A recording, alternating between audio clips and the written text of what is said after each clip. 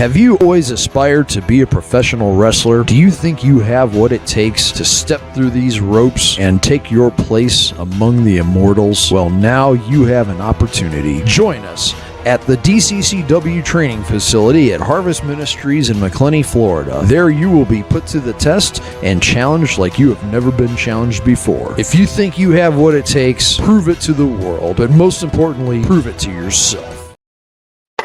What's up, everybody? We are back. That's right, guys. As you could tell, we are back for night 2 of the Wrestlemania 39 watch along. Let me remind everybody, I have not rewatched this WrestleMania since it happened. Since live that Saturday and that Sunday on April 1st and April 2nd was the last time I watched this WrestleMania. So, guys, we are ready. I know I'm a little behind. I apologize. But we're about to get kicking. We're about to get started. If you have Peacock or wherever you watch your pay-per-views, whatever, we are about to click WrestleMania 39. And of course, this is also to just get you ready, get that mind going, stuff like that. Get you ready to go, get you in that mindset to let you know, hey, we are on the cusp of WrestleMania. WrestleMania is literally this Saturday night, this Sunday. Who would have thought? After the big event that happened from last year's WrestleMania, which main reason why I have not rewatched this WrestleMania, we got my daughter in the back. She's a diehard Cody Rhodes fan. I reacted very badly. Just everything that went down. And of course, I'm not here alone today. I'm looking forward to it. Actually, he witnessed it with me as well, alongside. Ladies and gentlemen, I want to thank Jason Craig on the here with me. What's up, bro? What's good, man? What's good? It's better. Hey, what other way to rewatch WrestleMania 39 with the guy that witnessed the same thing on the same screen last year? Oh, yes, man. I cannot wait. Gonna be a fun time. Oh, man. But we're about to start this Peacock thing, but obviously Jason has a big announcement we want to also let everybody know. If you are a fan of the new WWE game that we have, if you've seen me, I've been pretty outrageously online regularly doing WWE 2K24. I've been streaming left and right. That game, it's hard to put the controller down at times. I'm not even going to lie. I don't play video games as much as I've been playing. If anybody knows me, I'm not a big gamer. I think I gotten older with that for some reason. I'm just not so close to just playing video games for so long of a time. But this game right here, bro, I'm in the mode. And then I'm looking at him like, damn, it's almost 2 to 3 in the morning. It's like, all right, I guess we gotta put it down again. Yeah, man. No, WWE games, man. 2 years, I would say, has probably been the best games they have made in a while. I would say since 2K. I want to say since 2K14. I'll say. Yeah. But 2K14. I will never get the insanely hard mode beat the streak. That just, oh boy. Where you thought you could beat Taker back to back, and he just kept bouncing back from the darkness. I'm like, really, bro? Like, man. Yeah, man. If it was that hard, it breaks. If it was that tough, it breaks your soul. Literally. But yeah, Jason. Actually, I'm about to download him right now. Shame on me. But obviously, we have a big announcement that you also wanted to definitely announce.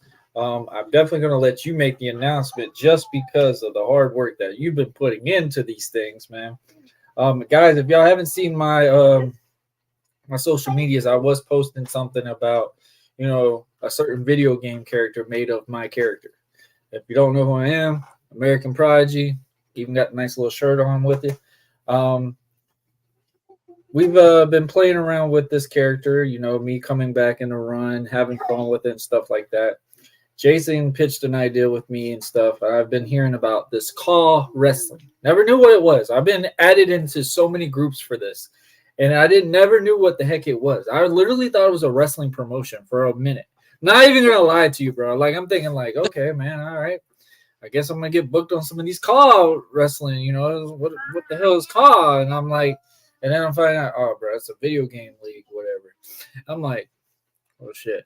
So I even remember sometimes I wrote that in the schedule. I'm like, all right, I'm gonna do this. To be determined on the location. And like that, nobody would tell me these things. I'm like just in that mind, just writing the shit down. But obviously you explained to me what it was and what you were wanting to do, and some of the work that you've been putting on this stuff, man. I've been getting a lot of props about this character that you made. Definitely looking forward to my new gear now, just based off of your picture, the way you made me look. I'm not even gonna lie to you. I appreciate you. Just know your character. Oh, even this year and last year. Oh, your character took some time. Hey man, we got to make sure that mask looks on point. Okay. Oh, the mask. We got to make sure that mask does not look like anybody else has it. I mean, I get it. It's the Deadpool, whatever we want to say. I'll pull the curtain a little bit on it, but the fact that it is the detail that this person did to it, I'm very impressed with what you put in with it as well. Like you drew the stars in the video game. Yeah, man. Look, even though they have star templates, it's the fact that you have to get stars to where it does not look janky. That's the hardest part. And also, for whatever reason, in these wrestling games, you can't do half and half coloring. So I legit had to do that individually. Lots of shapes, lots of red, white, and blue. Is that what you got to say? Yes, lots of red. I've never red, white, and blue in my life. Me too. But I'm going to just, because they have a pretty good description. But for anybody that is wondering what a CAW Wrestling Federation is, CAW stands for Create a Wrestler. All have done video games. All, fantasize about holding up wrestling event matches, headlining paper. I am dabbling in this realm that people have been doing for years. I saw this back in as far back as 2007, and these people, they put a lot of dedication in. And I said, you know what? I want to do it myself, and I want to add my boy Warren to it, just for some fact of Warren, who loves wrestling as much as I do. Probably even more than I do, on we'll go with that. Like on a good day, we even on a good day. But I said, hey Warren, how would you like to be a marquee in this federation? And he said, all right. I did not know that he thought I was going to book him in an actual wrestling match. But hey, that'll come with time, Warren. Just give it time. Let me make some connections. But people, I'm here to say that we have a federation, and it's going to be called Combat Realm Wrestling, or CRW. And I sent Warren probably about, we're going to a stream dedicated to it, but I sent him a few of the wrestlers we will have on the roster, along with, I'm about to send him the titles and what the going to look like. I give you guys a sneak peek, and hopefully you guys will enjoy the work that me, Warren, our podcast friend, and my best friend Robbie are going to put in, because it's going to be fun, man. Being our own bookers for our wrestling show. That was one thing I said I would never want to do, is be a booker. All right, guys. So I've got a couple of entrances that we're going to play on right now. One of them right here. Oh, let me see. My bad. Shame on me. Love about this. All right. So we're going to play it from the beginning.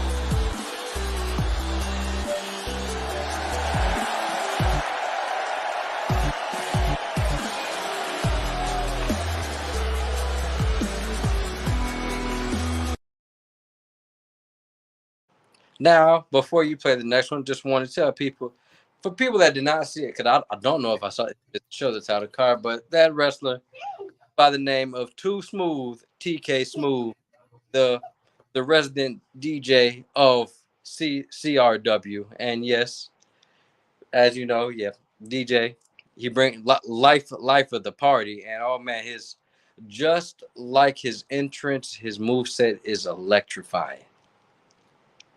So yes, that's main edition. Now, Warren, I don't know if you want to save him for I don't know if you want to save your friend for last, but I'm kind of excited to show off someone that both me and you may know. You may know very well.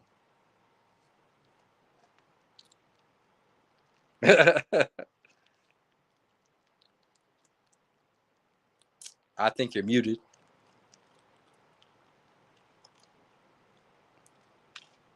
I think you're muted. We can't hear you. Thanks, Bill. All right. Guys, I know people have been asking me a couple of times, and I know a lot of people are going to be like, oh, Warren, I thought you said you weren't going to do these.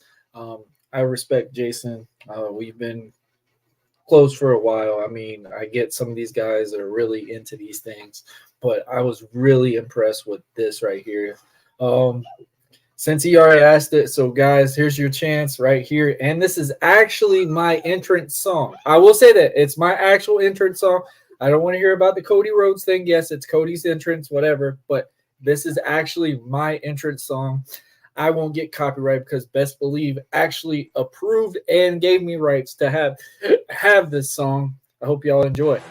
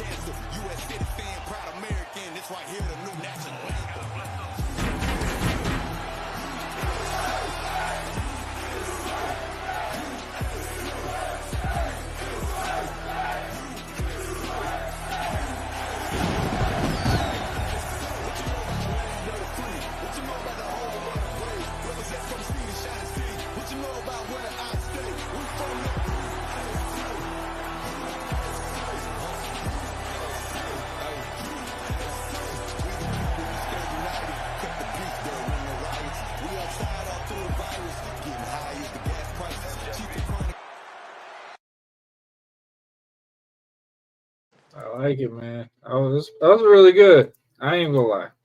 Yeah, I man. know the Cody Rhodes nostalgia. I loved it. I love the fact that we actually were able to use the actual song. That was the part that I really thought was really cool.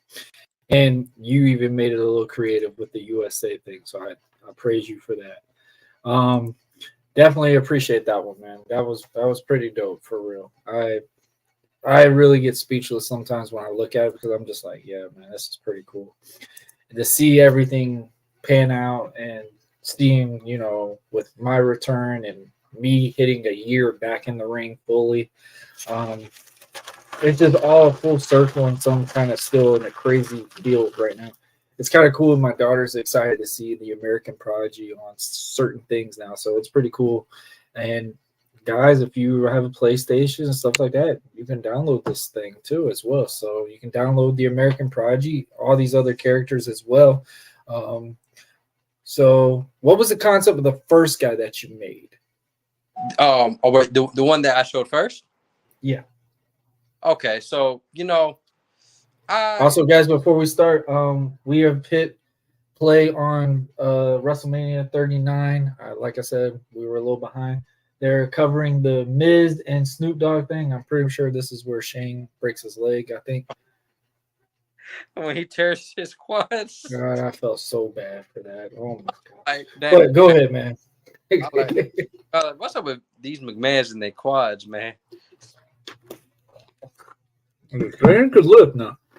Yeah, but as far as the first character, me, I've always the thing about me, I've always kept like party going characters or just like video game inspired characters. When I made this dude, I really liked even though his wasn't all that good, I really liked TJ Perkins' entrance theme for that theme, and Yeah.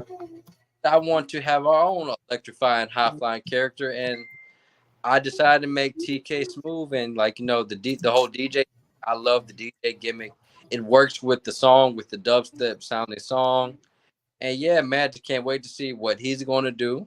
And as far as your character, I mean, there's no need to introduction. The American Prodigy, going repping that red, white, and blue in the combat. Captain America Pro Wrestling.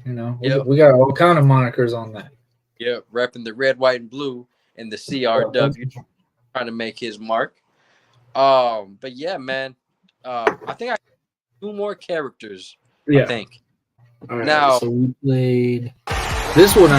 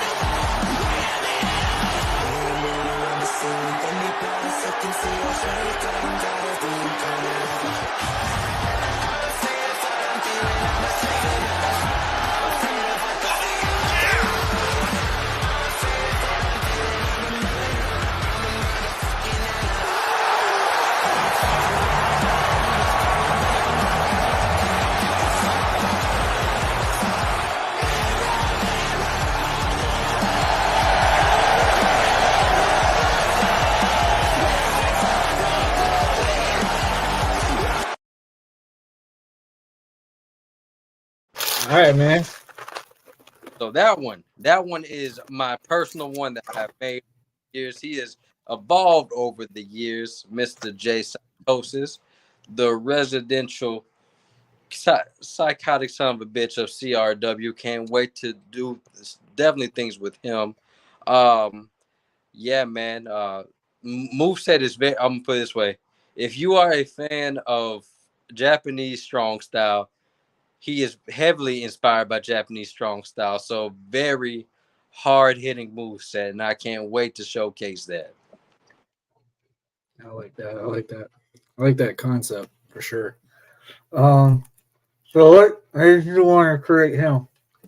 So what was the idea of the visual? What you wanted when you created this character? Man, to be honest, man, like this all started back when I started making this character way back in SmackDown vs. Raw 2007.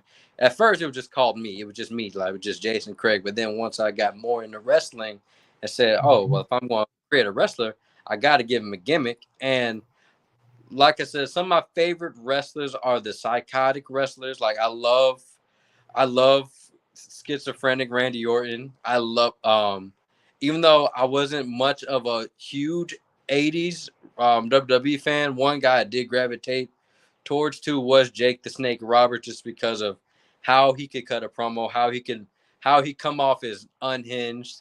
And then other motivations was, of course, John Moxley.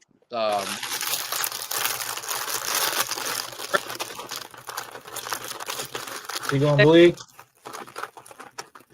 He gonna bleed? You said what? Oh yeah.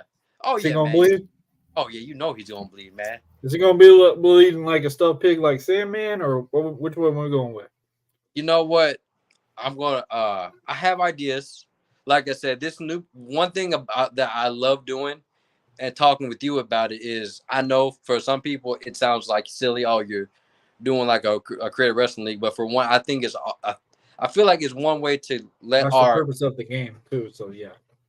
I think it's a way to like let our minds run wild and show our creativity and just show our love for wrestling.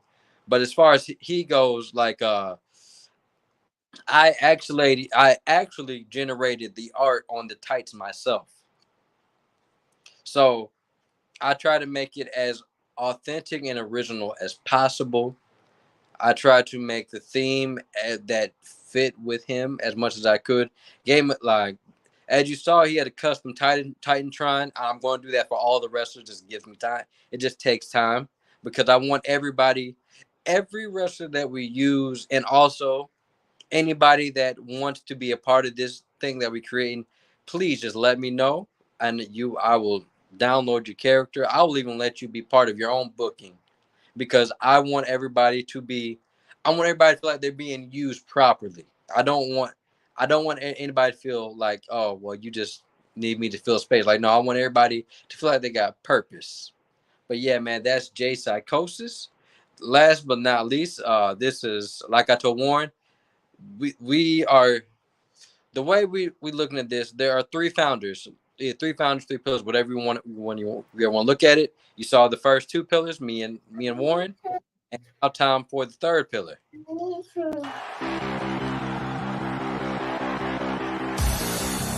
my head into the sea. Learn from killing time, chemicals and pantomime. So when I put myself in place, still you're in my. You know you barely make me think. I'm gonna drive myself to.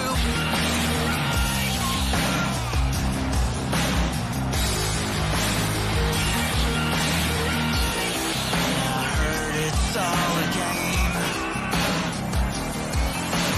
All the times I wish to fly, Cancer killing Gemini. Am I strong enough to speak clear too? It's all because a chill that Jack deserves to break his. You're teaching me control. Just enough to mess up my head.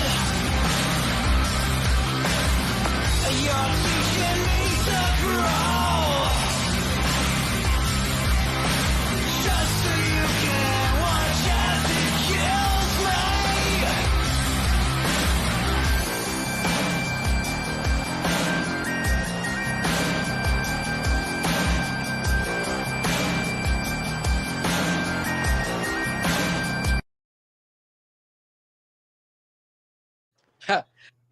That was I think actually, we found the Undertaker entrance.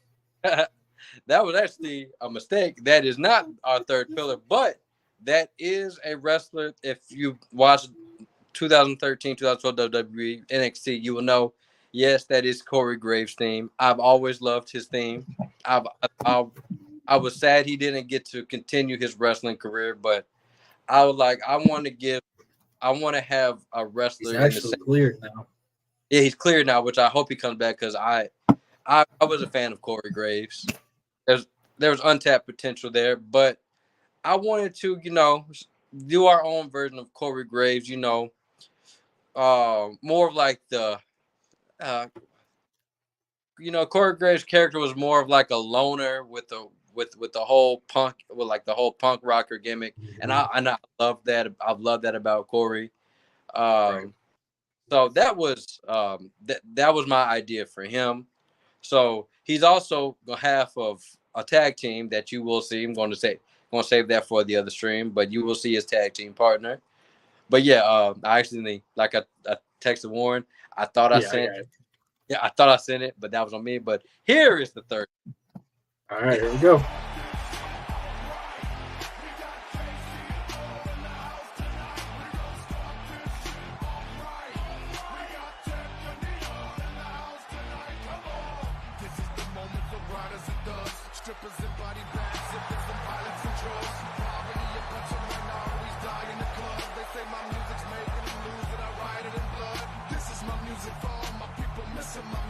Listening to it and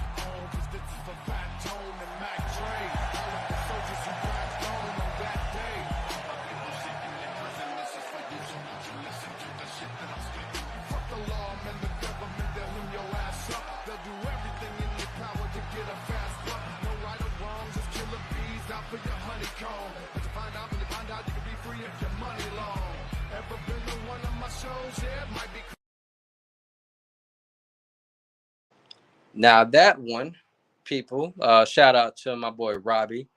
That is his created character, which my inspiration for him is a little bit of Roman Reigns mixed with, of course, Triple H and I personality was about to wise. say R-Truth, Roman Reigns, and a little bit of Randy, I think, with that character.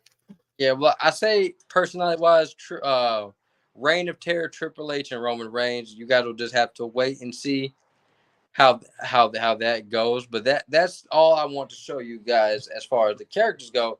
Now, I did show Warren these titles, which also took some time because Jesus Christ, people making wrestling belts is not easy.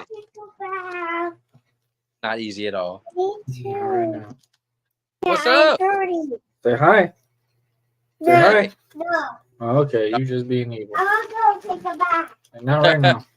Yeah, I dirty. You wait till mommy gets home. All right. So you want to show the titles? Yes, sir. All right. There you go. There we go. We have the tag team title, which is also in my opinion, is my favorite design. That's my favorite design. Now you can go to the next one. That right there is going to be the big title, the CRW World Like a championship ring right there. You said what? So that looks like a good championship ring. Daddy. Yeah, that was. School tomorrow? No, you don't have school. Yeah. No, you don't.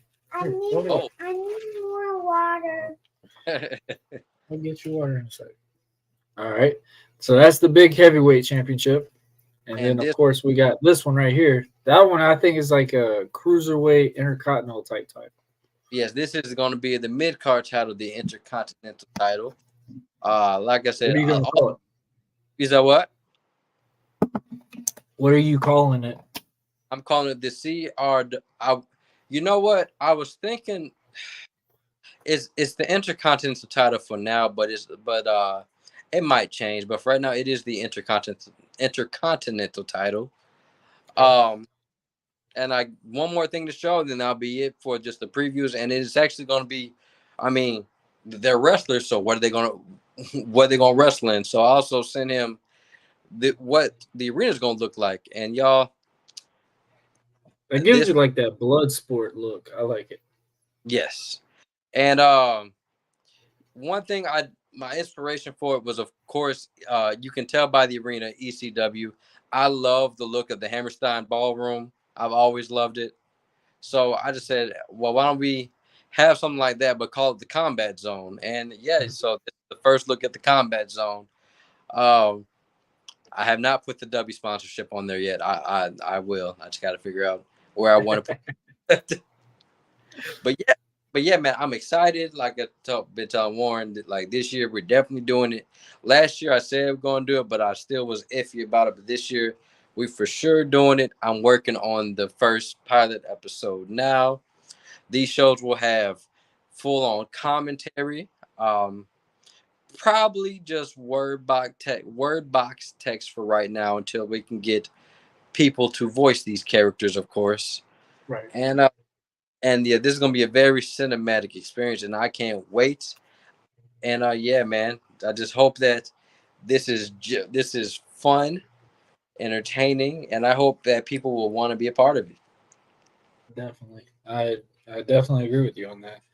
And like I said, man, this man's been putting on a lot of work on this. I've been getting messages repetitively. I'm just like, man, a lot of video game characters. And I'm like, oh, yeah, it's Jason.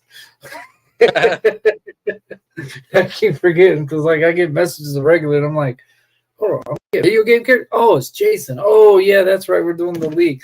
Like, I was just like, daggone, like, who's on this video game more than me? It's like, is this rubbing in my face like you got the game? Or, like, what is this? But no, man. But those definitely look cool, especially this championship belt. That one looks really like that old school NWA nostalgia look, like the 10 pounds of gold look. I love it. Yeah, man, that's the champion. I feel like championships, they should be gold and not multicolor, like red, blue, green. Or like I don't understand why we don't go with the regular gold look. I've always liked the world heavyweight title has always been my favorite title, like the OG one. Yeah, I agree with you on that. Yeah, I mean, like, some of the designs they have now, I mean, I just feel like they just got so many. But I mean, there's been some awesome designs. I've never wanted to be like, oh, the past one, but man, nobody beats those Winged Eagle titles, period. I mean, just that look, everything, the presentation, all of it. Now, the most outlandish title I loved more than anything, and I wish that they would brought it back for a little bit longer, was the Spinner US title. I thought that was the coolest thing ever. Now, the Spinner WWE title, I didn't really care for it. But the Spinner US title, that just looked so different, if that makes sense. yeah, I like the Spinner title only when John Cena had it. I didn't like when other people had it because it made no sense. Yeah. Of why Spinner belt. Because yes, I agree. I agree with that. I mean, it was definitely a John Cena belt, flat out. Like, and I thought it was funny when they kept Cena's WWE title. Edge got it. Edge switched it over, made the rated R one, and then he lost it in a month. Miz wins and puts it upside down for the Miz, which was kind of cool. Punk was the most weirdest one with that belt, if that makes any sense. Like, I'm just looking, I'm like, Punk had arms just because of that title. Yeah, and also now I think about it, I think after a while, I think they like it was still the same design, but they stopped, but they had it to where it didn't spin anymore. Yeah, I think it was when Punk had it, because they said they hit somebody with it, and I guess it messed up one of the spinner pieces, and like it would not spin anymore. And I'm like, what? Like the main title? Are you kidding me? That's pretty funny though. So are we watching night 1 or night 2? Night 2. I watched night 1 last night. Okay, I see you on the screen. Brock and Raquel versus Natty Shotzi, Sonya and Chelsea versus Ronda and Shayna. Oh yeah, that's right. Versus Ronda and Shayna. Oh yeah. Lord. I just know. Yeah, that was when they did not know what to. Like I said, I'm not gonna lie, Warren. Like last year, there was a lot of bathroom break matches. Night 2 was different, because I mean night 1 they killed it, bro. They killed it. Yeah, I will say this: watching back Brock and Omos's match, even though what it is, Brock did give Omos a pretty damn good match. Like it looked like an appealing match to watch because it was a big man. It really had Brock like at a doubted aspect. If nobody knew behind the scenes, like if it was in the past, you would have probably picked Omos to beat Brock back then. You know what I mean? Like that presentation look. Because Taker, Brock, all these guys are so big on Omos. So big on him. Like an Andre the Giant guy. Right. Mommy's snowing. I don't know. Mommy's snowing. All right, I took the headset out. I usually do this for the watch along. I just unplug the headphones, whatever. You hear me good? Yeah, I hear you perfect. Okay. Trying to catch up to you. But yeah, we got this women's match right now. I think this is when Chelsea just came back. What minute so I can sync up with you? Let's see where we at. Hi. We're at the 25 minute and 30 second. Hi. What's up? You gonna be nice? What are you getting yourself into? Don't touch that. That is not a glove. Go put this up. Here. Go put this up. You've been acting crazy today. Get off of that. I didn't buy that for you to stand on. Lord have mercy. Don't have kids. Well, I already got one, so I just kidding. Just kidding. Everybody looks at me like, yeah, Warren's such a good dad. Just kidding, guys. I'm making a joke. Hey, well, I got a question for you, man. How do you do you prefer outdoor manias or indoor manias? Knowing that I came from an outdoor mania, that was my only WrestleMania I've been in, was the WrestleMania 33. I Right. prefer indoor. And I even told my family, I was like, I really prefer an indoor arena just because of weather. Right. Now, I mean, that's 2 times that they've had a WrestleMania in Florida, they've been rained. right. And it was ridiculously hot. And this was before they did the night 1 and 2 stuff. Mommy's So this was like bro, you're out there from like 2 o'clock and the show didn't end until almost freaking 1:30 in the morning. Because remember, that's when Taker took all his stuff off. It was raining. It looked really cool on TV, but we were just like in shock, in shock. And then when we found out, it was still recording on the TV because we're thinking we're getting everything. Like, I'm thinking the camera's off. That's why he kissed his wife, all that. No, the camera was on everything. Because I had one of my friends, he's like, man, I've never thought I'd see Undertaker kiss his wife on TV. I'm like, hold on, it's still on? Like, bro, it's like 1:15 right now. This when it was on the WWE Network. Right. It was different. I definitely prefer indoor ones. Daddy, What? Mommy's snowing. Okay, no. Yeah. Okay, well, stop asking me questions. But Oh, damn, she threw Liv. oh, Liv, I think, is going to get a revamp. I feel bad for Raquel because Raquel was having a good run, and then I think her health issue is where it is now. yeah, I know a lot of people aren't too big on Raquel, but I like Raquel. I do think she's improved. I really do think that she's improved a lot since she first came. It just, like you say, it just sucks that, things keep coming up with her health. Well, I remember I think they were happy that she came out there, without the makeup and stuff, because apparently that's what caused the issue was with the makeup that they were doing. Right. I mean, she's a beautiful woman, but Right. I mean, she came out there, and I don't know if it was a negative remark over that or whatever from the Australian crowd, but Raquel is not bad. Like, she's changed her character. It's just she's more presented. She needs to be the bad guy. She don't need to be a babyface. Period. Just that tall look, everything. It just doesn't fit that mold of what you look at a good guy. That good guy is like the one that is in shape, the one that's the good one, the one that does the right fight. But also, you want that one to where you can go, okay, I really want to see that person win. Yeah, you see like someone that tall, that big for like a baby face look, it's like, okay, there's not even a question. They're gonna win. Well, there is a way to do it. I think if they were to keep it baby face, I feel like she had to be that badass baby face. She couldn't be the traditional baby face. Not the smile around, Yeah.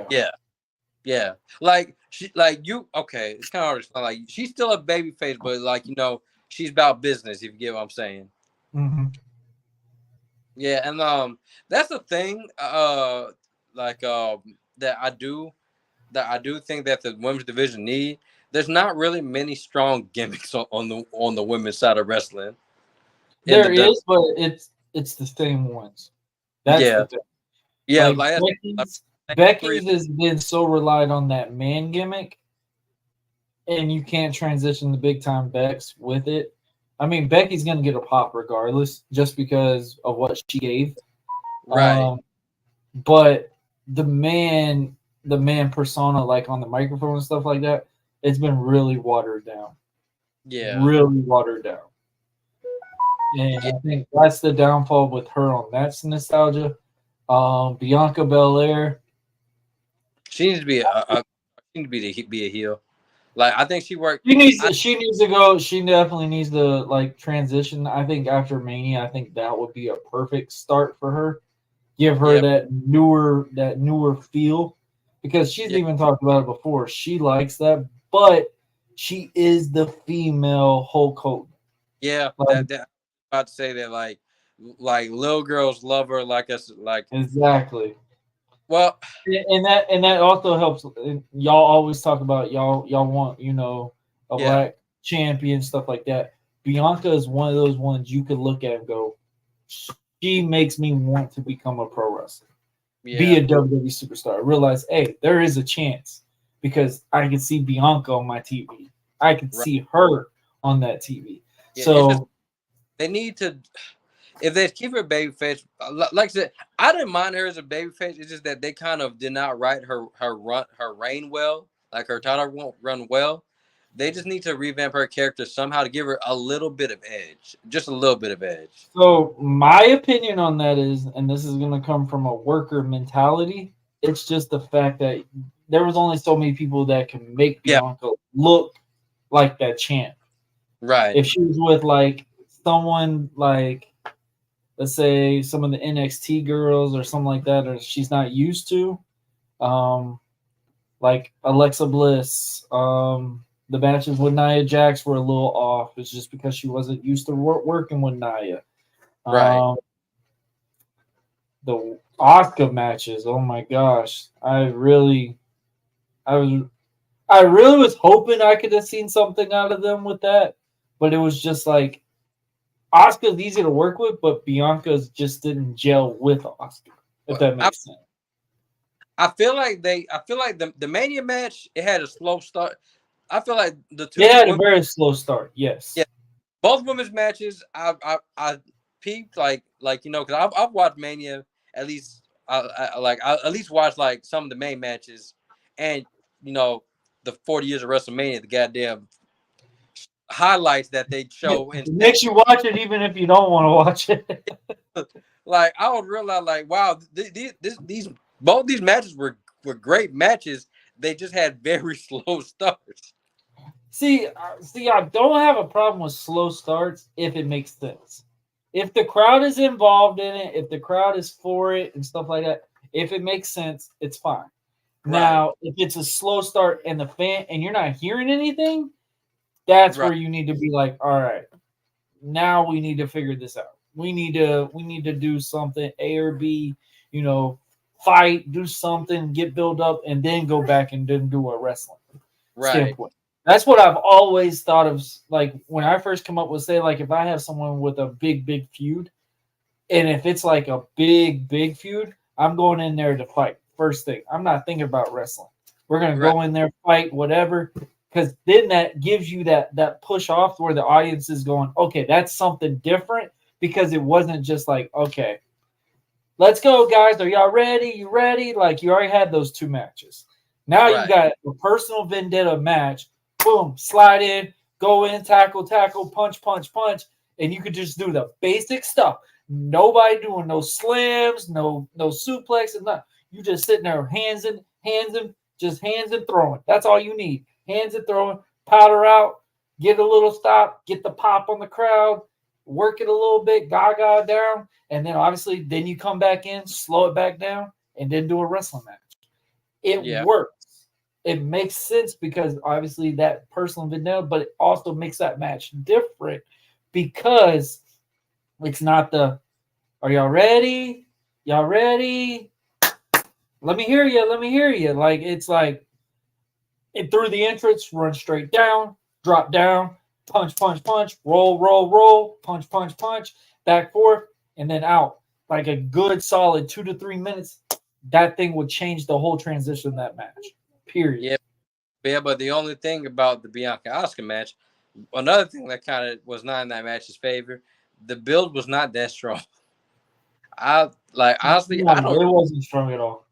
Yeah, I honestly forgot. Like, I remember, if I remember correctly, Asuka won. Wait, no, Asuka didn't win the Rumble. It was Rhea that won the Rumble.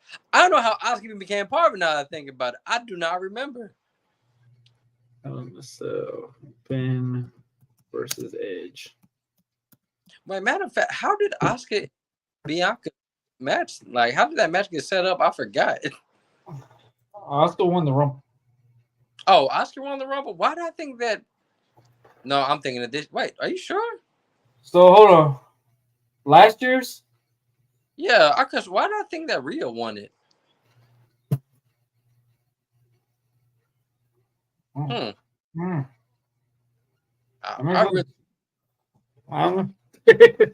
Anybody in the comments, let us know. The what? That's it. Anybody that's watching, let us know. Yeah, because I really do not remember. For the life of me, I do not remember. I think Bianca won the Rumble. Well, no, Bianca was champion. Okay, yeah, Bianca was the champ, and she won that year. I think Asuka did win the Rumble. No, because Rhea chose Charlotte, obviously. Asuka won a certain. I think she won the Elimination Chamber and got in. That's what it was. She won the chamber. That's what it was. Because that's usually what happens. They win the chamber, they go in WrestleMania. Yeah. Because that was, I think, was the plan with Cody for a little bit. Yeah, and wait, oh yeah, the Hell in a Cell. Oh yeah, hold on, my bad. I thought I was supposed to scroll down. Let's see. Look at me over here. I can make a rookie. What Hell in a Cell match? Hell in a Cell between Finn and Edge. Wait, I got Bobby Lashley on my screen right now. Oh, it's because he won the. What's the point? Bobby's about to be on the thing because they just wanted to put him on, which is sad now because rest in peace Bray. They were supposed to wrestle at Mania. Yeah, man. After watching it, man, did you watch that documentary, man? I teared up. I'm not even gonna lie to you. I teared up. The part where he was just like super excited about being back and like constantly texting Triple H about ideas and what they were gonna do. It just, oh man, it sucks. Yeah, man. Then obviously they were gonna really push him right out of the LA Knight feud. Yeah. Then also, man, just what really broke me is his brother Taylor, man. That was because I was thinking of my brother. Like I would be heartbroken if my brother Brandon was to leave this earth too soon. That just broke me. Hearing Braun Strowman break down, I was just like, I can't do this, man. I will say they let them really have a lot of freedom in that documentary. That was the part I was very impressed with that. Like it was legitimately, it wasn't like a WWE put up documentary. It was legitimately that family having what their memory of Bray was. And for them to have that moment of that night that Bray passed was just so real. Like literally, I don't think anyone had a dry eye. When that moment came on that screen and they were talking about, Bray was just worried and he couldn't breathe and JoJo screaming, come back to me, come back to me. Like you can't not have man, that hits deep, like it was a really good put together documentary. Very well. And then, man, like I said, people used to laugh at me when I said Bray was one of my favorite wrestlers currently in the WWE, he was Taker's. Taker talks about Taker. That's the one reason why he narrated that documentary, because he literally said Taker said Bray was his guy. Yeah, man, just not only just what he could do at his side, but just the way that he could do a promo, make you believe what he was saying. Just the evolution of from Husky Harris to Bray Wyatt, and then the ode to Waylon Mercy and Jack Nicholson's character from Cape Fear. It's like he was such a creative mind. You don't get many of those in wrestling. We said the wrong match. It's the Intercontinental Triple Threat. Yeah, that one was a banger match too. Oh man, that, like I said, Gunther, man, even though he's a villain and like a heel, he's just too hard. He's hard not to love, man. He is entertaining. Bro, he hits. Gosh, he hits. Oh my gosh. I wouldn't even. I take maybe one or two, because obviously you want to do that for that person. But right, man, that junk looks nasty. Plus, I would take it obviously because I've seen Darby take one, so obviously I wouldn't say that. But Now, I would never just like, oh yeah, Darby took it. I'm not gonna take it. Like, no. Also, oof, like I know, I feel like now my question is, who do you think has gotten the worst chops from Gunther? Sheamus. Jamie, Sheamus yeah, got the worst. Sheamus's body was just red. And I knew why they were doing it because obviously Sheamus is pasty and stuff like that. But bro, Sheamus was bringing it to him too, though. Like, oh yeah, last year, that was probably WWE's match of the year. yeah. Last year, I'm not Dave Meltzer. I'm never gonna sit here and act like I could rate matches, whatever. But that match goes down in my eyes as the match of the year. Second, Hell in a Cell, Cody Rhodes and Seth, just because of what they did with it. Third one, Cody Rhodes and Seth, and then anything that Stamey was in that year. Oh yeah, I don't know, man. Like for me, everybody has their specific style of wrestling they like. I just like the hard hitting, strong style stuff.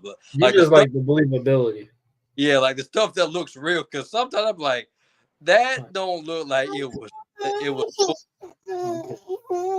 It's okay. Not right now. I said not right now. I said not right now. Stop. You can go, Jason. Yeah, but buckling her button over here.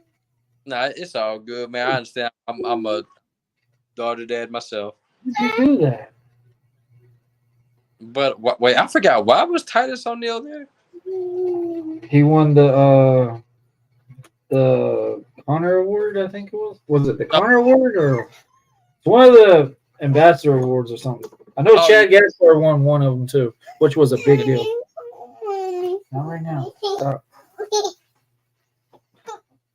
Go in there. You want to do that. Go. But what I was saying, I guess that's why I gravitated towards the black and gold era of NXT more than main WWE, just because of how believable some of those matches look. Because I know people don't see much now from DIY, but man, any match with Johnny Gargano and Tommaso Ciampa, they just put on a show. Yeah. I don't know if you. How is that? Like Adam Cole on NXT. Like I was impressed with him, and I was never a fan of Adam Cole. And I get people talking about, wrestle circles, whatever. I'm more of the body guy, man. In reality, I want that believability. It's just like Adam Cole didn't present himself to look like. If you looked at him standing on a match card, would you really believe that Adam Cole would win a fight? Like, oh no, like I wouldn't think that, but it just, I don't know, for me, people which I don't fault them for, because we grew up on watching the Hogans, the Hogan, the big, Big E's favorite term, big meaty man slapping man meat. People like that style. Like for me, I do like it, but I've always loved just the stuff that looks real. When I got a question, wait, was that a pulled punch or was that a real punch? I mean, that's where I think the believability of wrestling has gotten to be interesting in a way. I think that's something that's been a positive on it as well, just because wrestling has been out for so long. It's so cool to actually go back and go, hey man, I don't know how this is going to go. This is a predetermined sport. We all supposed to be knowing what they say in the back, right? Like the way these wrestling fans gravitate on that, they should know exactly the finish before the wrestlers know the finish at times. Like the way that people be talking. So when you see these things and then it goes like the way that it transitions and stuff like that, it does make it interesting completely. I just got Robbie's picks just now. You said what? Right. Robbie just sent me his predictions to be in the giveaway. Oh, okay. Oh yeah, I gotta send you mine. Actually, we're about to just do them right here. Oh, okay, cool. Give me a second.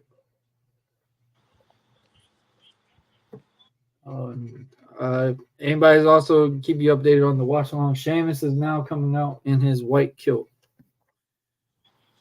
Along with Butch and That Rick. damn sword, bro. That damn sword. I thought it was cool at first, but I was just like, why?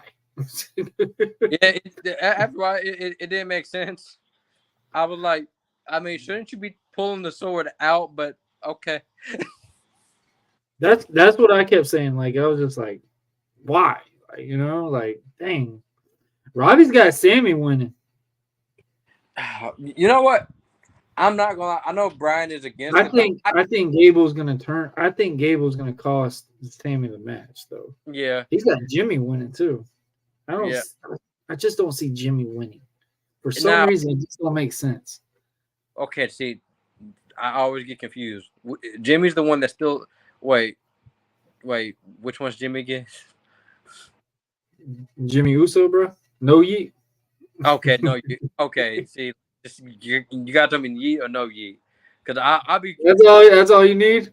Yeah, that's all I need, because man, I'm so glad they kind of changed their hair so they don't look the same, because I used to always get confused.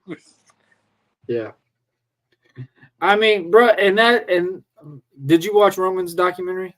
No, I've seen clips, but I do want to watch it. Okay, so I will say that was one thing I was very impressed with, is when he was talking about he wanted to make the Usos more than just tag team. Yeah. Make them more than just brothers. Like, when them two came with the bloodline, you really knew of the Usos. You really were just like, damn, that's Jimmy and Jay. That's the Usos. I mean, you knew Jimmy from Total Divas. I mean, I'm being real. Like, you knew him based off of Total Divas. Right. It wasn't like you knew these guys personally from anywhere else. So it was an interesting concept with that. But I thought that documentary was well done just from that standpoint of where Roman was like, I wanted to make these guys more than just brothers and more than just a tag team. So that was the really cool thing I thought of that. And I mean, looking back now, everyone in that bloodline has been beneficial completely. Oh yeah, man. Like I said, I'm sick and I'm the first thing. Robbie, I don't think you're gonna win well on this, bro. What do you say? You pick AJ over LA.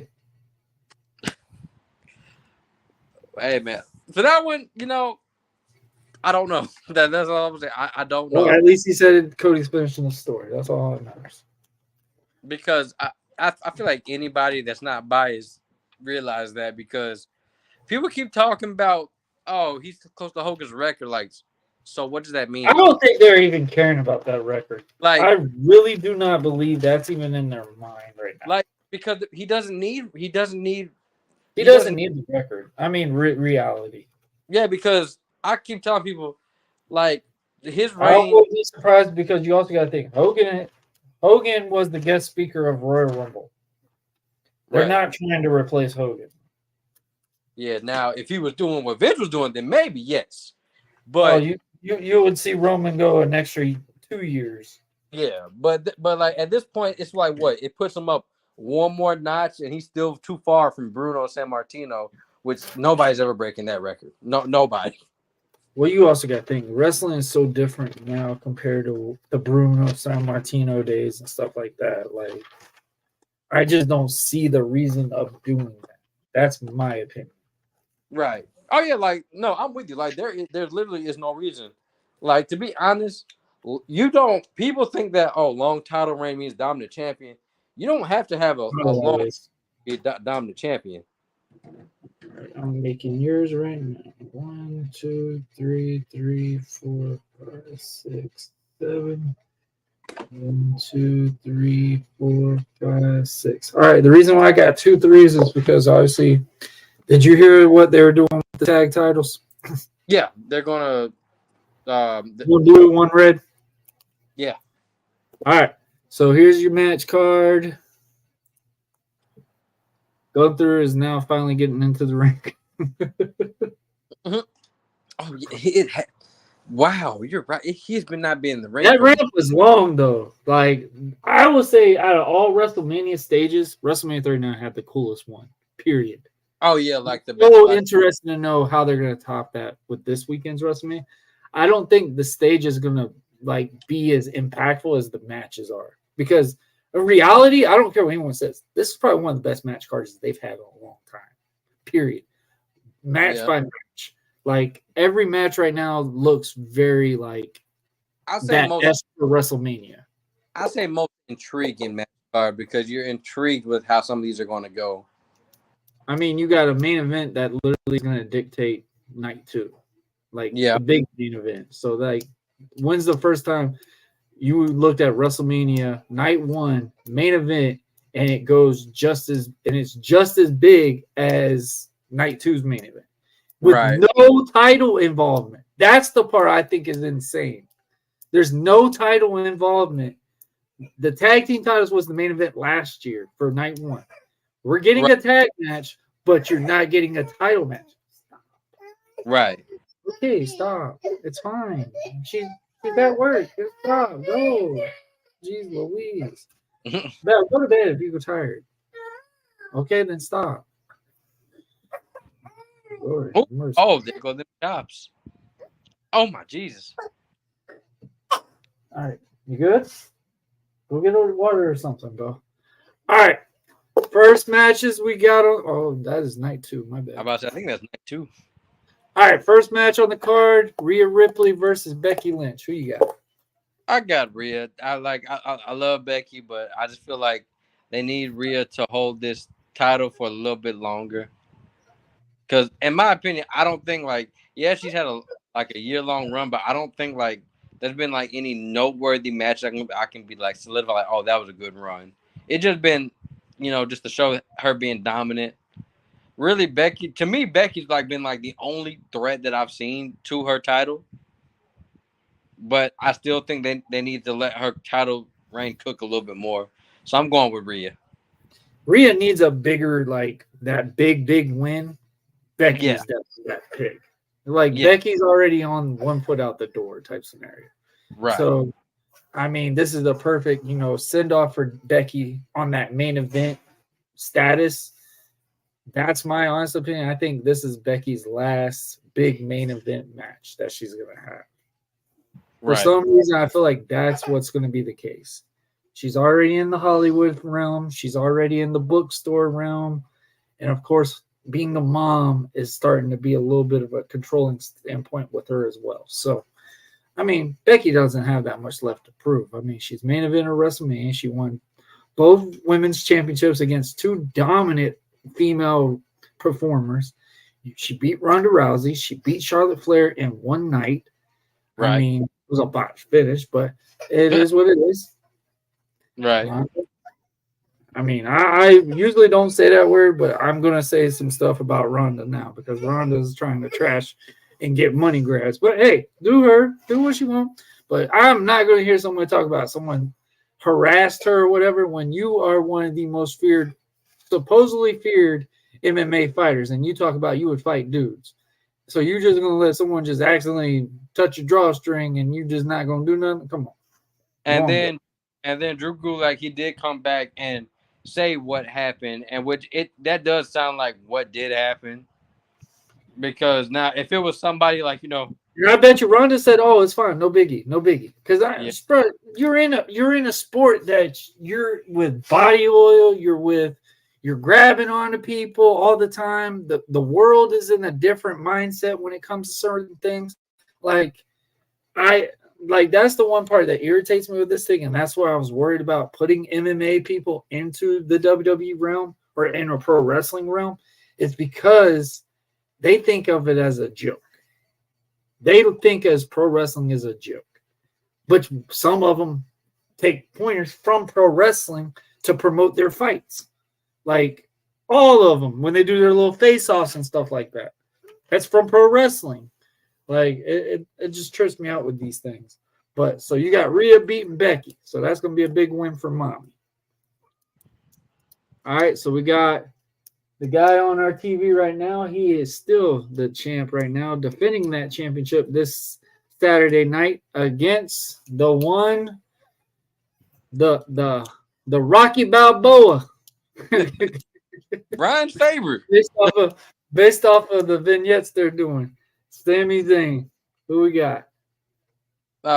Okay. Also, side note, I know Brian hated the whole Rocky thing. I liked it. I thought it was a nice touch. It was a cool little. I thought the vignette was perfect. I thought it was really good. Like, I'm afraid. I'm just like, bro, they're doing really well with this. Like, it makes you, like, if you think about it, if you're looking at it like a casual WWE fan, I love Brian. Brian lives off TikTok too much, and that's what's going to kill his passion for wrestling, in my opinion. But when you see this as a casual fan, you're a Rocky fan. That gets you to watch this match because it's like, oh, that reminds me of Rocky. You know what I mean? Like, and that reminds you of that thing. So it's like, it helps like bring that audience wise. Now, I think they kind of a little late on it. Obviously, you know, Wrestlemania Hollywood would have been the perfect vignette for this, but it is what it is. So I think this match is going to be one of the matches of the night, in my opinion, just because these two, and Sammy's going to go balls out. Like Sammy is going to be one, like, on his game that night. He's going to take a beating, but Sammy's going to give a lot back as well. Yeah, like one thing I can say, I'm say this. I do got Gunther winning because I love Sammy, but I just don't think they're going to end it now. I think they're waiting until. I really think that they're either going to wait for him to either face Brock or Brock or Braun Breaker. I don't know how either of those two, but I think that's what they want him to do because I feel like the only two I can see really beat him.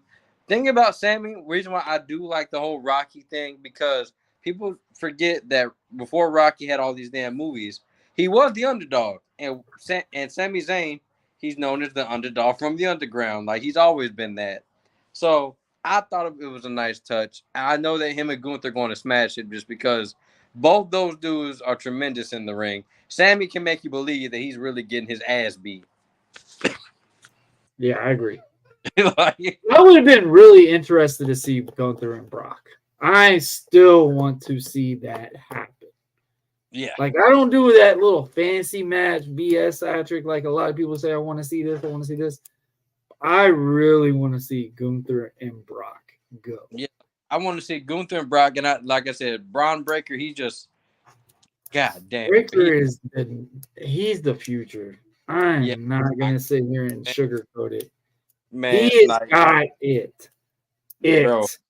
Bro, the work that him and Carmelo Hayes did in NXT, those matches, oh my god. I have that look.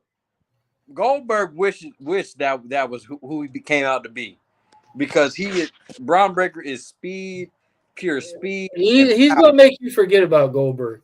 Yeah, like, because he is Goldberg, but he is the athletic Goldberg.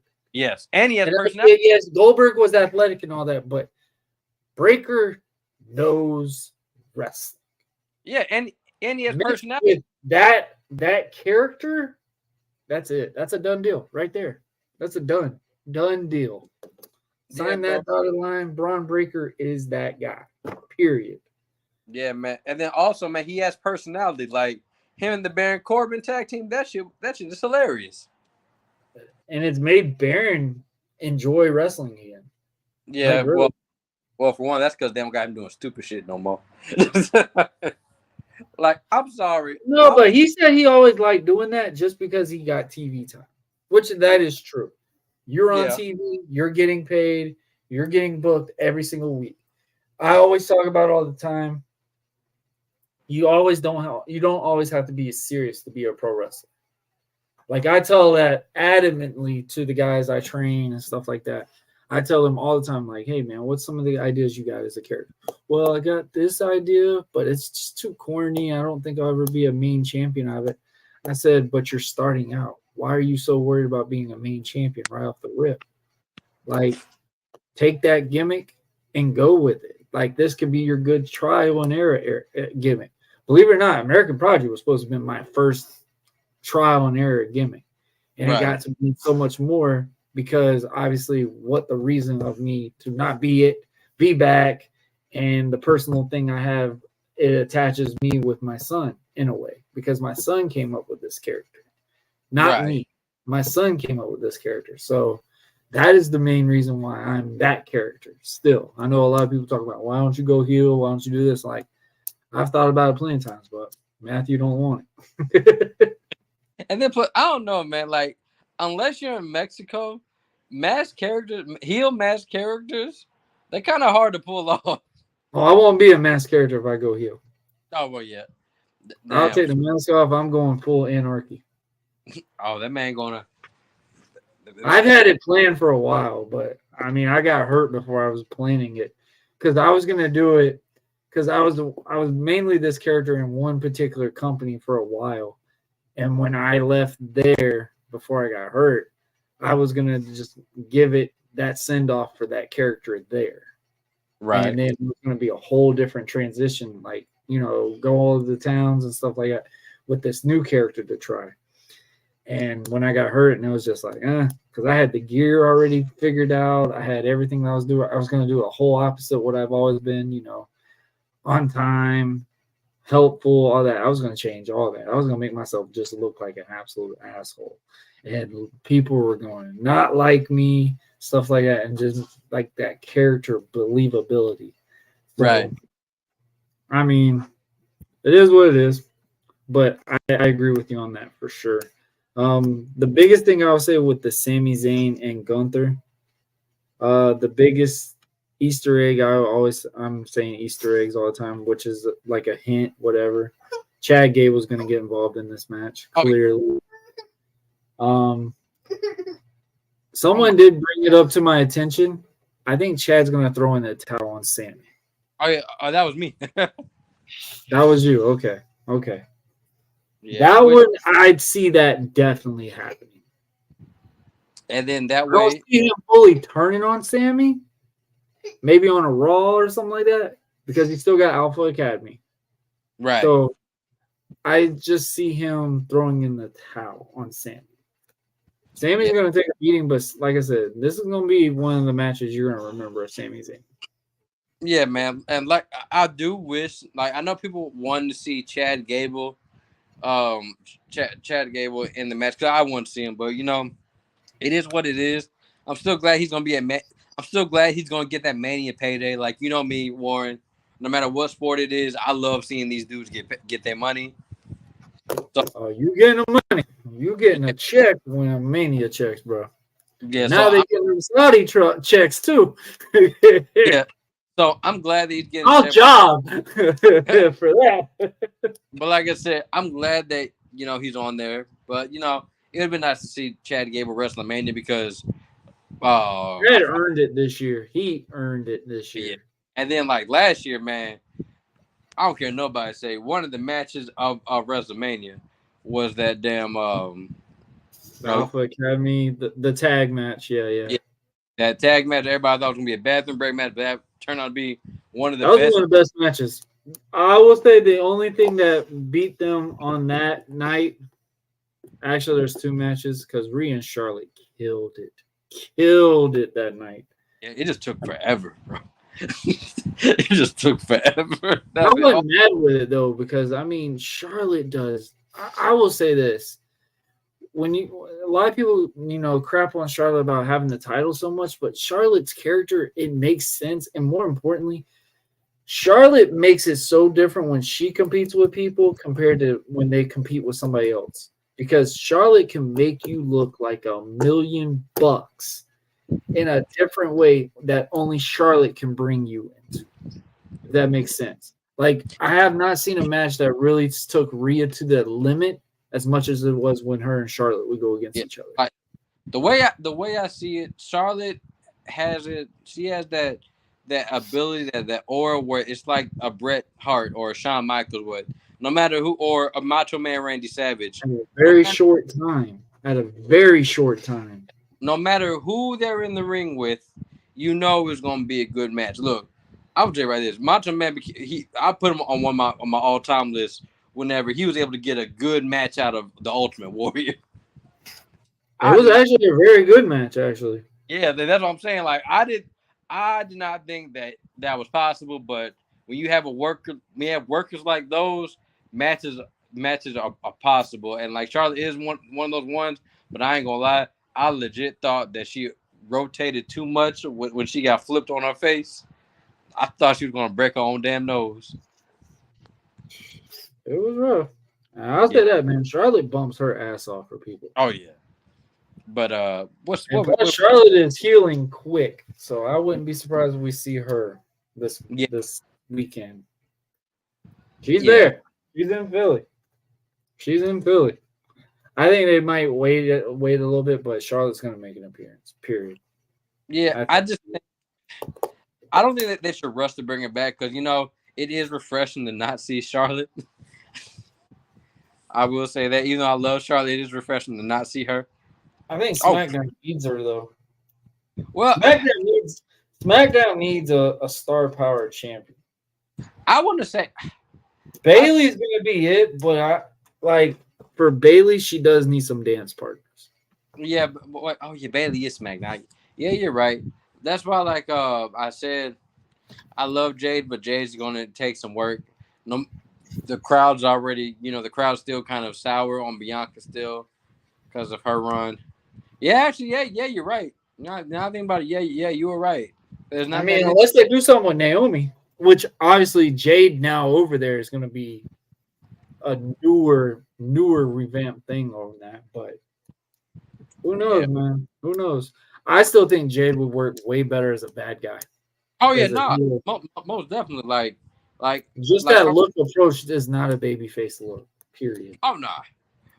Well, like I said, I see her turning on, if not at WrestleMania, somewhere down the line to leading the Backlash, just because, like I said, if this wasn't Jade's first match, I would literally say they would be losing, just so they could have her turn. Right, but like I said, even though the AEW women's roster, I love AEW, but the women's roster is not strong. She all said that they got the best women's roster. I'm talking about as far as the way they book them is what I'm saying. Like the way they book them is very questionable, especially when they first started off. But Jade, to me, she always came off as a really good heel because she was like, my favorite type of heel is I'm better than you. I'm better than you. I look better than you. I dress better than you. I got more money than you. I love those gimmicks. I'm just curious if Toni Storm, if she did come back to WWE, would she bring that character there? I would hope so, because I at first I'm like, this is a stupid ass gimmick, but then I started watching more AEW. Like, you know what? I actually do like this gimmick. They got a face off. Look at this. That's funny. But what's the next we got? Oh, we got the brother versus brother, Jimmy versus Jay. All right, I think that's gonna be one of the matches of that night. I mean, also, props to them, man. I'm happy for them. They've said ever since they were little kids at Mania, man, and they get to live out that dream. So, props to them. But I gotta go with I gotta go with Yeet. I know Robert picked no Yeet, but I gotta go with Yeet. The only thing I will say, I'm still going to stick with Jay.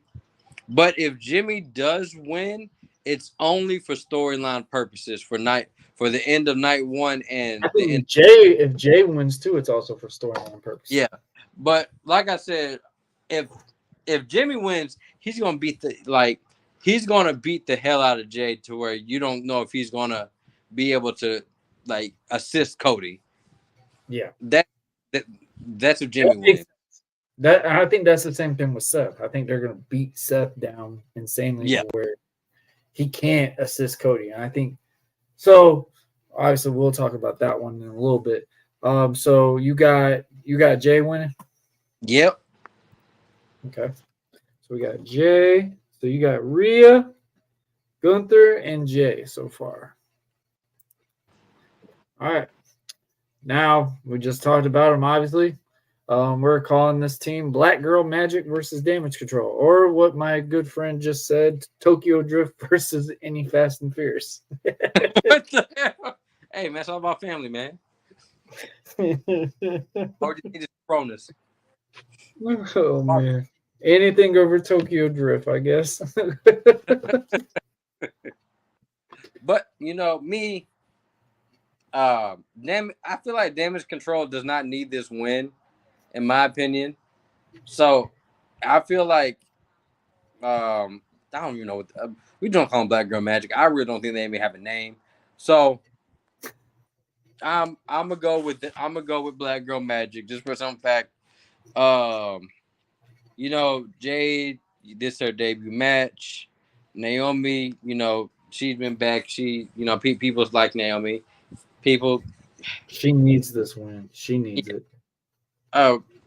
Bianca doesn't need it, but I feel like I want her to get the win to like just rub it in the face of all those comments that she was getting earlier in the year, which I still feel is stupid. So yeah, So the only thing I could see if this goes down this way, if Jade and them lose, one of these two are turning. Yeah, one of those two are turning. 90 times out of 10 is probably going to be Bianca.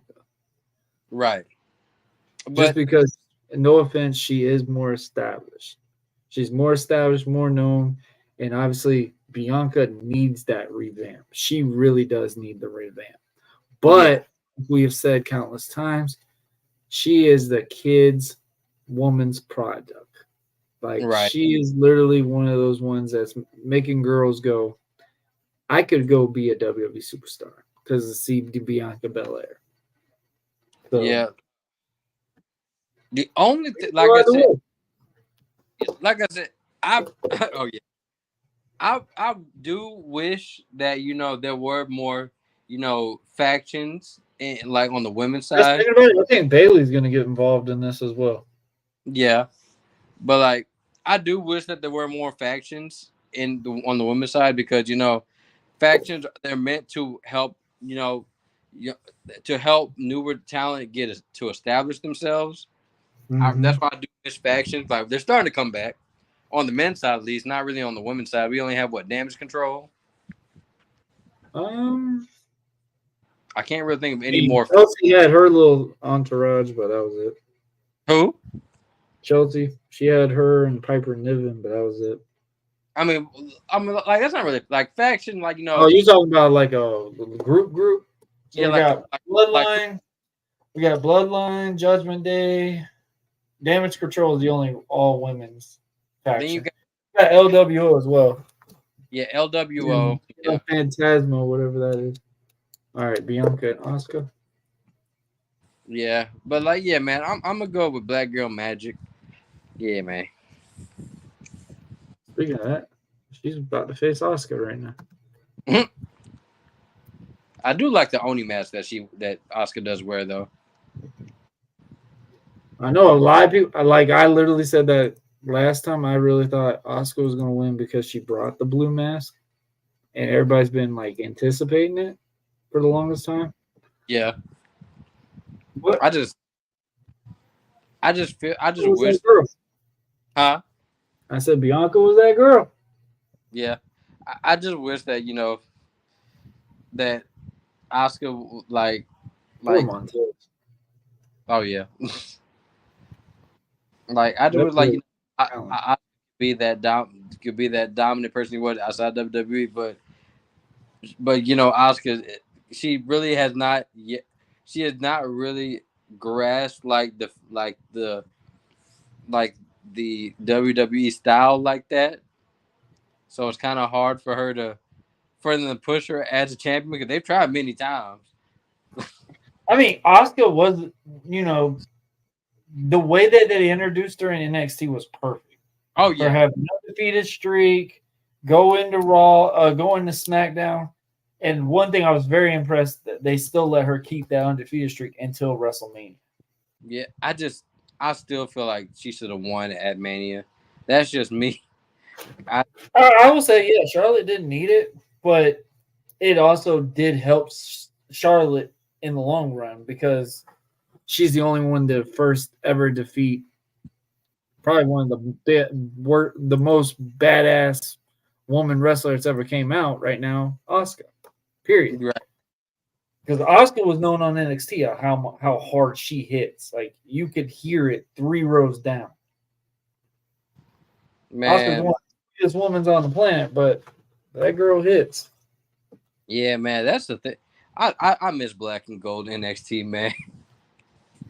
Have you been watching NXT now? Yeah, I've been watching it. Really good. They're really good right now. Yeah, the Carmelo, man, Trick Williams, man, he is getting over. He is really getting over. He went from a secondary to literally being the guy. Yeah, and then Carmelo Hayes, man, Carmelo Hayes has always had it as a character. Mm-hmm. Like I said, one thing I do like one thing I can say about Triple H and Shawn Michaels, they know how to build talent. Yes. Because I will honestly say that, and this was my best thing was when Shawn Michaels started to understand that he could do it and not just rely on Triple H to book it or other people.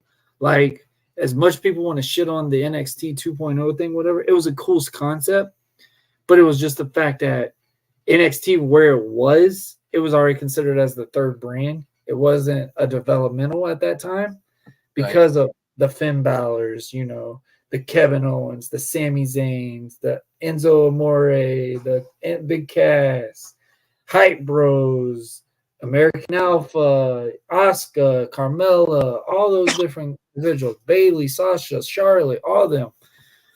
But I did understand that they needed to get away from it because they didn't have that talent anymore.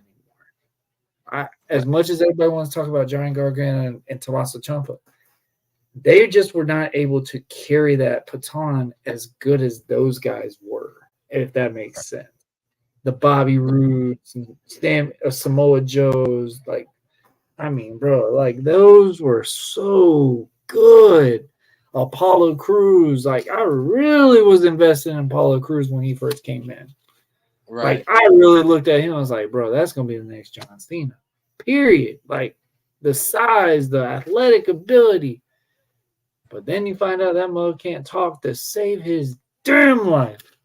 Yeah. And I remember when I talked to some of my promoters and they were like, it's going to be a shame he's never going to get over. I'm like, what are you talking about? That's Apollo Crews and stuff. This was when I was very young getting in. And they're like, he's going to need that mic work. Just the way that they could tell he was bad on the mic, just the way he brought an approach to himself. He looked shy and stuff like that. But when he was in the match, he could do his thing, whatever. And I just was disagreeing it with so much. And then when we saw him shoot that promo, and I was like, I even gave him a text. So I'm like, I see what you're saying now. Yeah, I said, not everybody can work in the WWE model because, you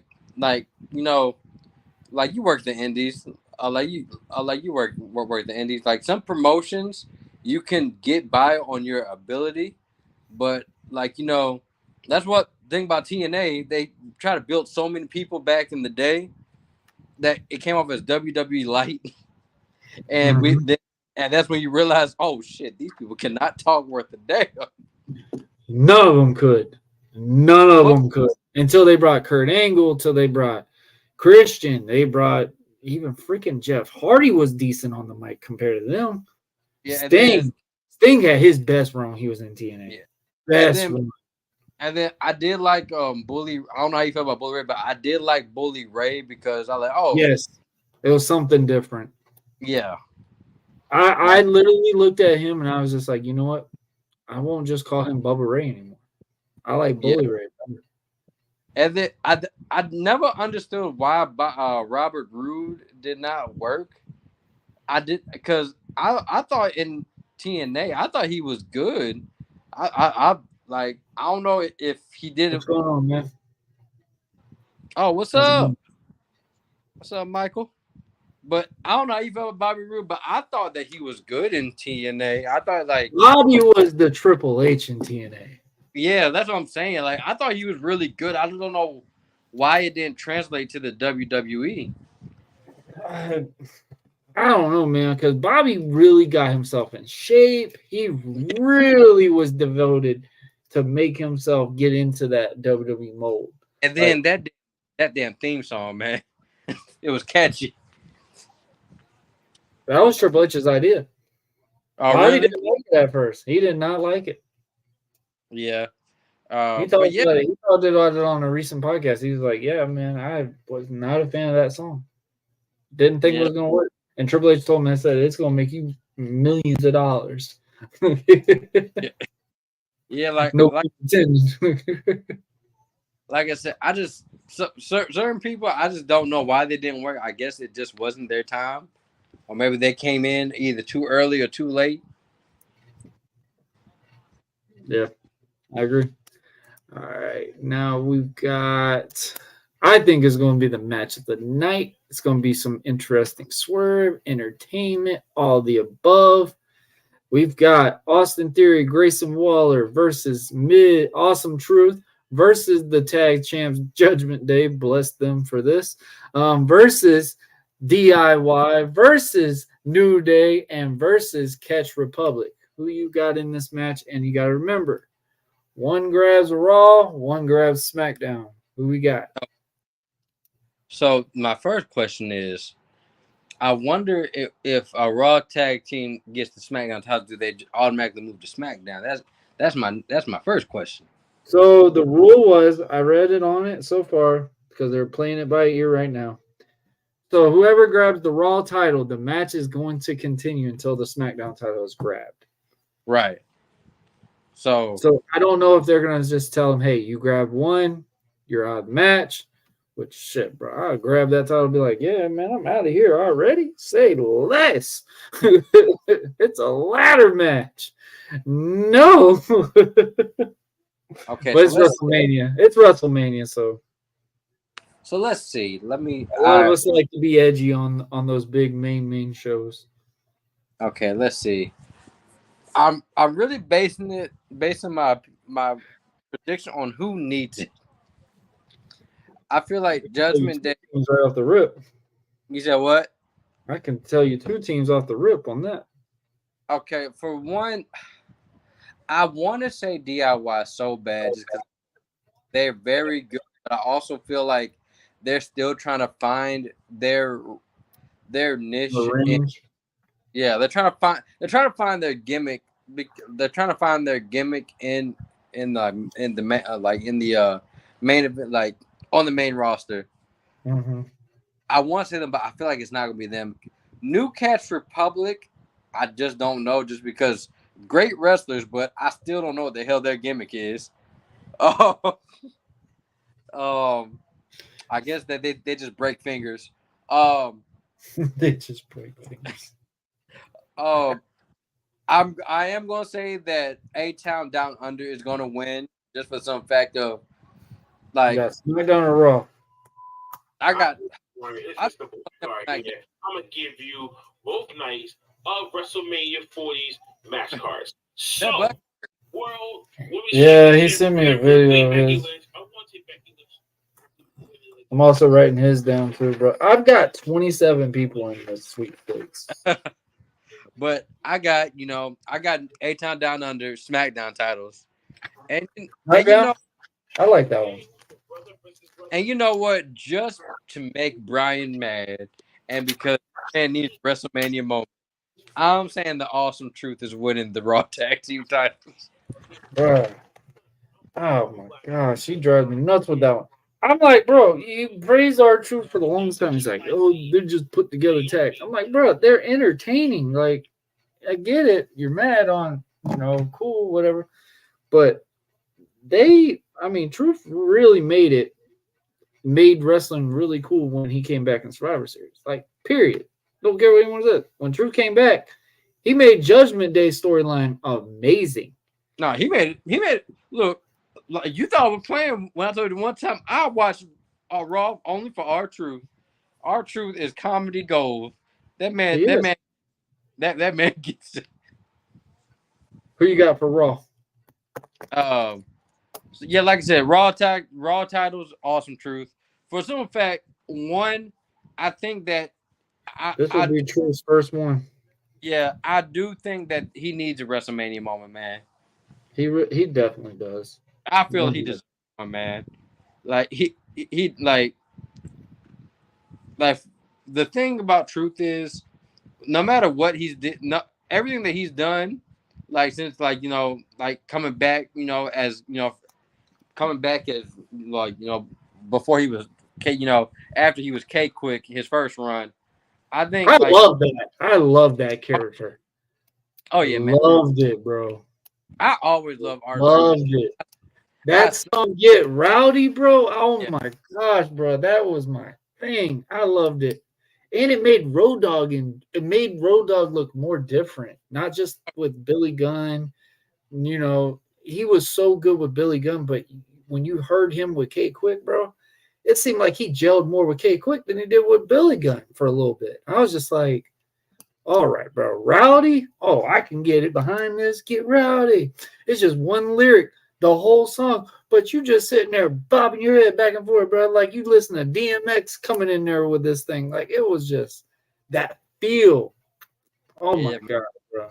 And like I said, R-Truth, he's very underappreciated because everywhere he's went, he's underappreciated. I think the thing is, Truth knows he was never going to be the main guy on that company, but he also made you still not only talk about him, but everything he's done moments with. Yeah. Great example. When you talk about what's Truth going to be really known for, like the best project, the stuff that him and Drake did for the 24/7 title. That stuff was amazing. Storytelling at its finest. You had that on ESPN. You had that title on a college football platform, defending this title in bounce houses, and I mean, just how creative they were with it. Like they made you care about this title.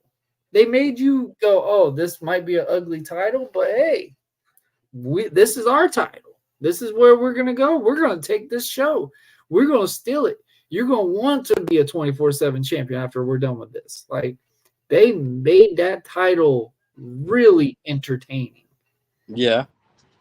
But especially in this type of audience, that's very hard to do with something like that. Oh yeah. Like true. Like this was the closest thing we were gonna get to a hardcore title too. I don't want a hardcore title. I enjoyed just because of how ridiculous some of the matches got. I'm sorry. Oh, gosh, bro. When you talk about the Attitude Era, it was just that there was so much freedom to book the way that they did. Yeah, like I'm sorry, that WrestleMania 17 triple threat hardcore match still hilarious to this day.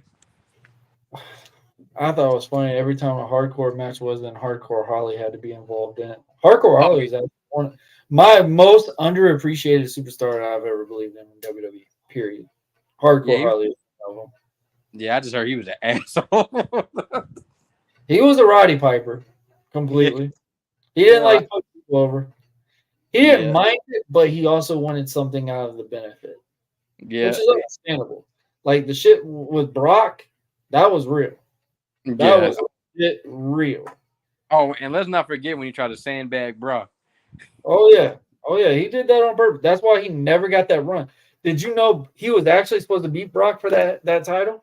Oh, really? He was supposed to beat Brock for that title. That's when they changed the song, How You Like Me Now. He was supposed to be a champion for at least 3 months until Angle was able to be back. Because remember, Angle went to rehab or something like that for his neck. And they were going to put the ball on Hardcore Holly for a little bit, but when he sandbagged Brock, and he literally said he would not do Brock favors, and he couldn't work with Brock unless he was going to hurt Brock. And then Brock, okay. You want to hurt? And Brock wasn't having it because Brock is like, you're not putting your hands on me. Nah. Boy, I will never forget that. I was like, oh, I think Brock killed this man. I think Brock killed this man. They both beat the tar out of each other. Not to my when he dropped Hardcore Holly right on his neck. Yeah. On purpose. I was like, well, it was nice knowing you, Bob. And bro, he was so good in the ring. Hardcore Holly was really good. A lot of people don't give that man flowers, but He really was that guy. Yeah. Mechanic wise, everything. The look looked like $1 million.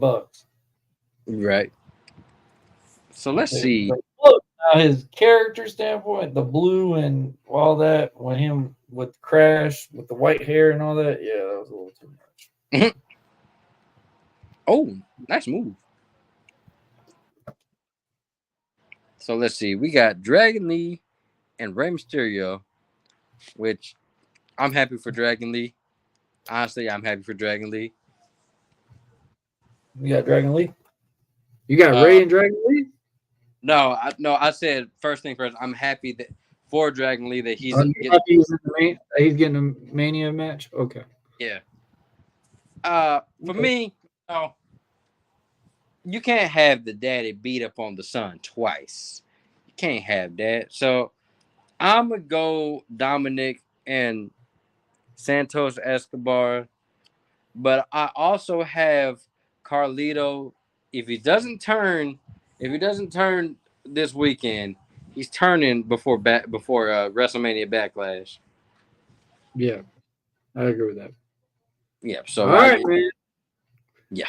So night one main event, the big anticipation one, WrestleMania press conference was trending worldwide for the last month and a half. We have got the GOAT back. I'm talking about The Rock, man. I don't care what anyone else calls himself. This character The Rock has brought out, the final boss, is the best work The Rock has ever done. I don't care what anyone says. I'm a diehard Rock fan. I was big on the People's Champ moniker. I was big on all that. But this final boss character is the best thing that he's ever done. Flat out. The approach, the promo-wise, everything that he's bringing with this has been very entertaining. Very entertaining. The one thing I've said countless times, and I think I've said it to you as well, you can't put two ball hogs on the same team.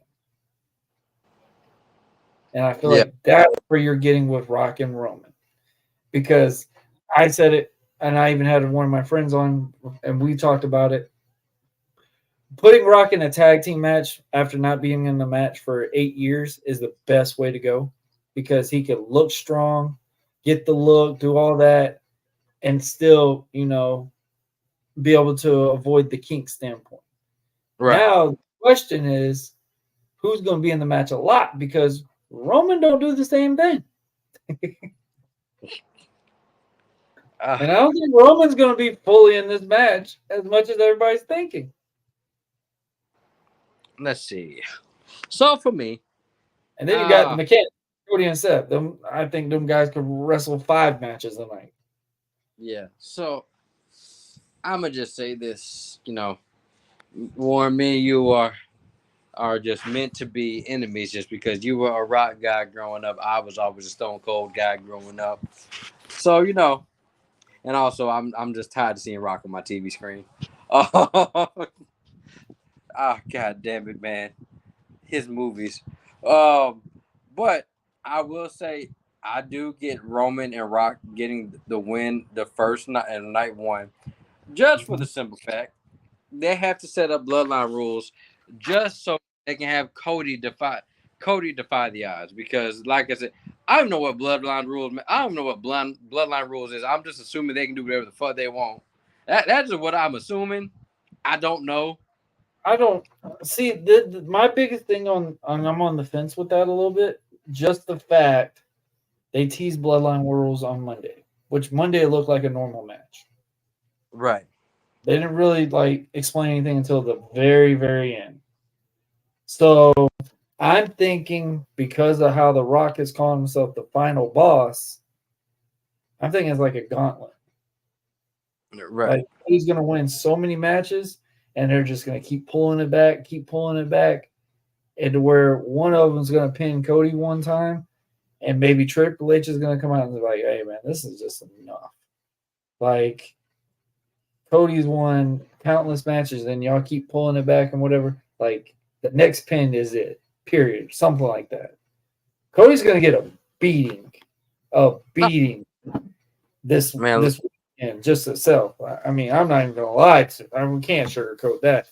But this night, I say this match is gonna go about 40 something minutes. Oh please! Oh, I'm okay. I don't need the 40 minutes.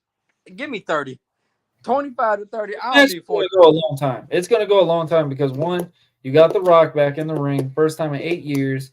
You've got Cody and Seth.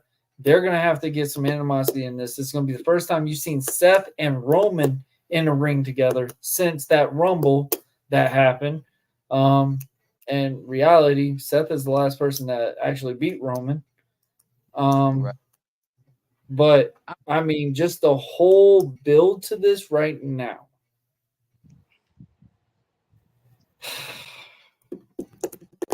I don't know, man. I'm on the fence with it. It's either Roman's going to take 2 L's this WrestleMania, which he hasn't done in forever, which it does make sense as well. Or, like I've been saying from since this whole thing was planned out, Cody and Seth is going to lose night 1. It's going to be bloodline rules, and Cody's just going to be the underdog out of it. Okay, so It'd be countless returns and everything else. okay, so here's what I'm gonna do because I'm also gonna give my I'm gonna give my prediction now. Also, a little fantasy booking. What I think gonna happen is Roman and Rock, they're gonna win. They're gonna beat Cody, and it's going to be bloodline rules. And I think that they're gonna beat the shit out of Cody and Seth. And Jay's gonna try to get involved, and he gets absolutely mollywopped by Solo. And that has us thinking that he's not gonna be able to do anything for night 2. But yes, I do have Rock and Roman winning this match begrudgingly. I don't want this, but I got them winning. So you picked Dom and Santos, right? Yep, Dom and Santos. Okay, I was sitting there, wondering why I only had a little bit of a number. All right, now I got it all together. So you got Rock and Roman? Rock and Roman, yes. Rock and Roman. All right, here we go. So now it's going to be officially bloodline rules. So we're going to go into night 2. We've got Io Sky versus Bayley for the Women's Championship. Bayley's getting the flowers again. We'll get a bonus. So here's the bonus question. Are we going to see the Bayley buddies? We are going to see an ode to the Bayley buddies. I don't think she's going to bring them back fully, but we're going to see an ode to the Bayley buddies. I will say that. Okay. All right. Match 2, which this match just got announced last night at midnight. Bobby Lashley and the Street Profits versus the Final Testament in a Philadelphia 6-man street fight. Yeah. Okay. I want to say, okay, before I ask it, is anybody in either of these teams from Philly? I got to ask that before I make my decision. I don't think so. You said what? I think Bobby's from Texas, if I remember. Yeah. Montez might be from Philly. You know what? We gonna look because, like I said, Angelo's from Ohio. I know that. Okay. Because Dawkins rocks Ohio State, nothing but Ohio all the time. Montez Ford. He is from Chicago. Oh, my city. Yeah, that's right. He's a Bear. That's right, because they were picking on him about being a Bears fan. Okay, so let's look at. I don't think. Okay, let's look at Karrion Kross. I legit forgot about him. I forgot about his. I think this is going to be a good revamp for Karrion. That's why I'm saying I think they really need this win. Yeah, I think they're going. Now that I think about, I think they're going to win. Yeah, they're going to win. He's from New York, but yeah, I got them. I don't got much to say about that because they really AOP back. AOP was a dominating ass tag team when they were there. Yeah. So. Oh wow! I did not realize that Green Arrow was at WrestleMania. Yeah. I did not notice that the first time we watched. Already paid for his ticket. I did not notice that until I saw So I'm watching it Him and now. Cody are really good friends. Yeah. Oh yeah. But yeah, I got the Final Testament winning. Okay. All right. The next match, Logan Paul with the U.S. Championship defending against the Viper, Randy Orton, one of the Mount Rushmore wrestlers, in my opinion, and versus Kevin Owens. Who you got? I'm gonna say people might not like this, but I'm gonna say Logan Paul just for the simple fact. I think that something's gonna branch off between Randy and Kevin Owens because you can't keep both of these two as baby faces. You just can't. One of them's going to turn heel. I don't know who, but one of them's going to turn heel. I would say Randy if he's going to feud with Cody. Well, yeah, because it could be Randy, or like I said, or it could be Kevin Owens. Like we just don't know. Well, Kevin's has always been treated as like that heel moniker. I think they're just going to kind of like change his concept a little bit because they're not just going to be like, okay, Kevin Owens is just turning. I mean, well, Randy's the same way. Like Randy is like Randy plays babyface. Randy's gimmick, it works. He could be transitional. He could work as a baby. He could work as a heel, and it not hurt his character. If that makes sense. KO, on the other hand, it's kind of like Seth. You could only go one way or the other. You can't just be like, oh, it didn't work, so let's go back to being a heel. Like Kevin's already had that heel run for so long. You want to give him a babyface run. He's still getting over with the crowd. He's still getting some pops. Reality, I think Kevin would be the one to turn. Yeah, but like I said, I would just want more. Because Randy is, in reality, one of the top baby faces on SmackDown. Yeah, I would much rather. For me personally, I would just much rather Randy, just because like I've never just been. Like I said, I got spoiled from 2008, 2009. Randy Orton. I love me some heel. That was him on Perk. You said what? Him on Perk. Oh yeah, Perk. Oh, yeah, he was on drugs. He was on drugs at that time.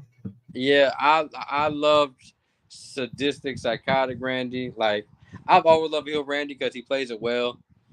But yeah, but I got Logan, man. And then plus, you gotta, like I said, you want to keep the belt on Logan just for some fact that when you finally get somebody, which I hope it's like one of these newer talents that's on the main roster, that they're the ones to take the belt off of Logan Paul because he's just so detestable by the fans. Yeah. So I would love to see versus Braun Breaker. I honestly would love to see that. See, I just don't see Logan going against Braun. I do. Because that'd be a tough scenario for Logan right off the rip.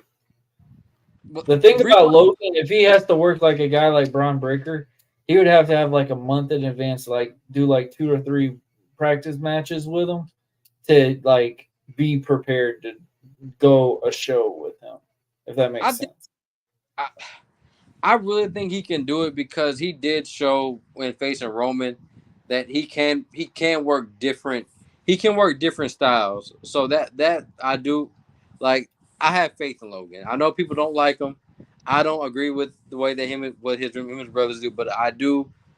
I can't deny the man got talent. Oh, definitely.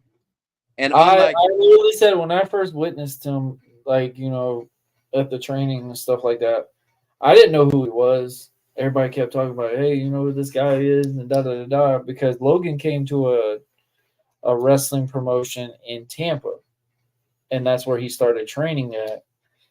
And we just watched this kid, and I'm just like, dude, this dude, he really built. Like I was shocked about that look, and I'm just like, yeah, man, he's gonna be like look wise, he looks the part already. And then everybody was just like, they were looking at me like, how do you not know who this guy is? And whatever.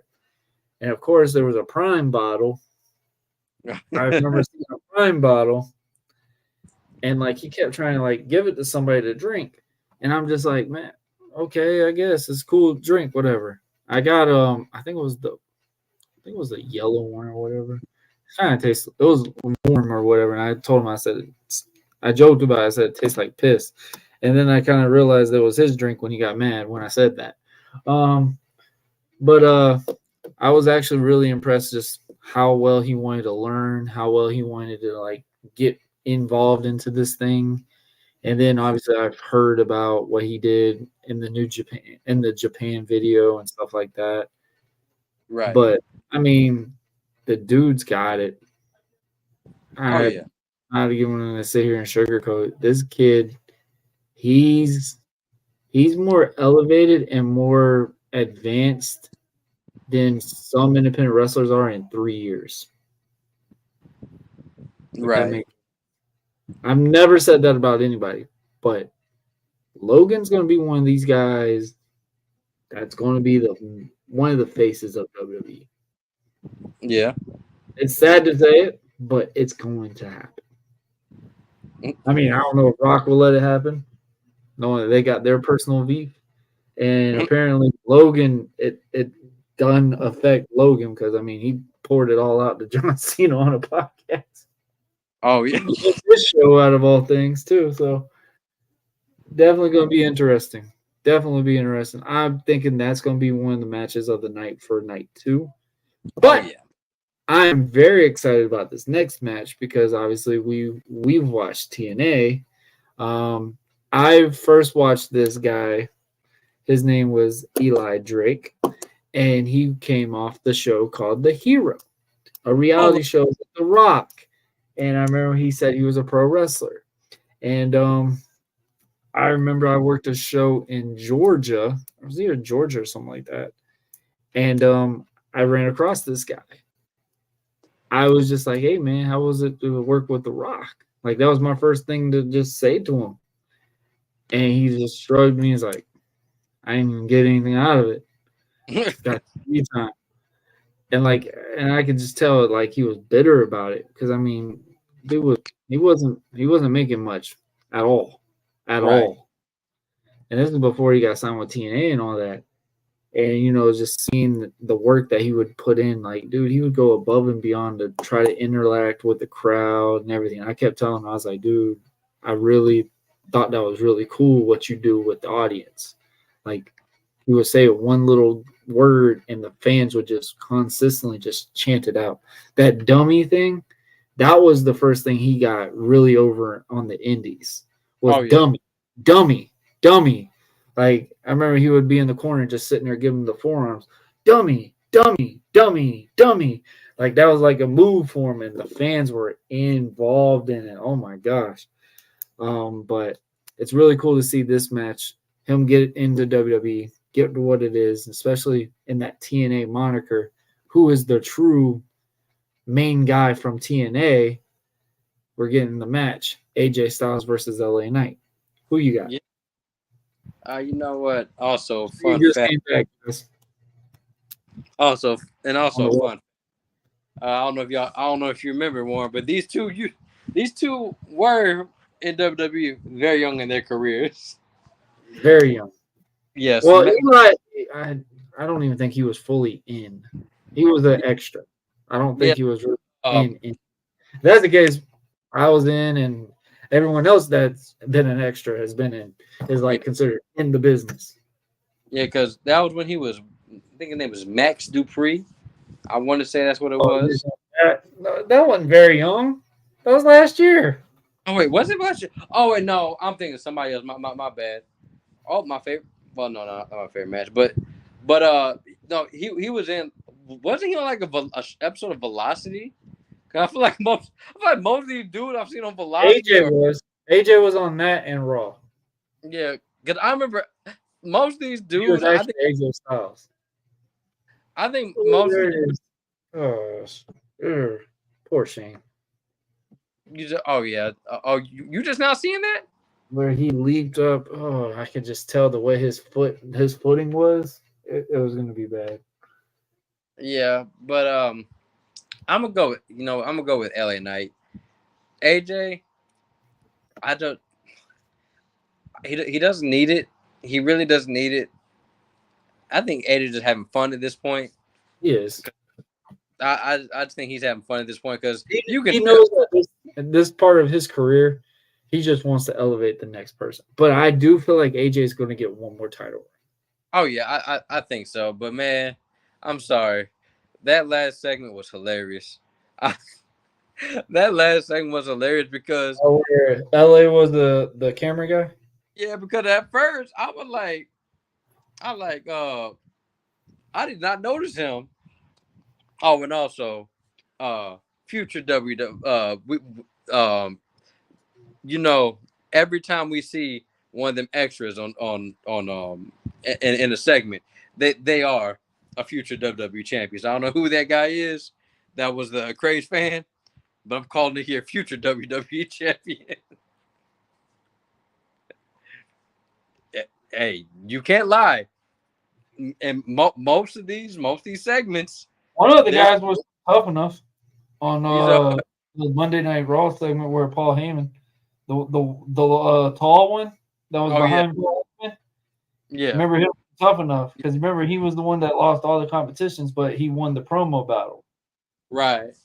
I can't remember his name, but I was looking. I was like, damn, that dude looks familiar. I was just like, damn, bro, like how that. And I kept looking at him, and I was like, yep, I knew who it was. I knew it was him. It's just so it was the best time. So, like I said, future WWE champion. But I was like, you know what? All the business. So, but like I said, I like what they did. Like the home invasion angle was hilarious. Like I said, it just AJ Styles, he makes it fun. AJ Styles makes it fun because he's having fun.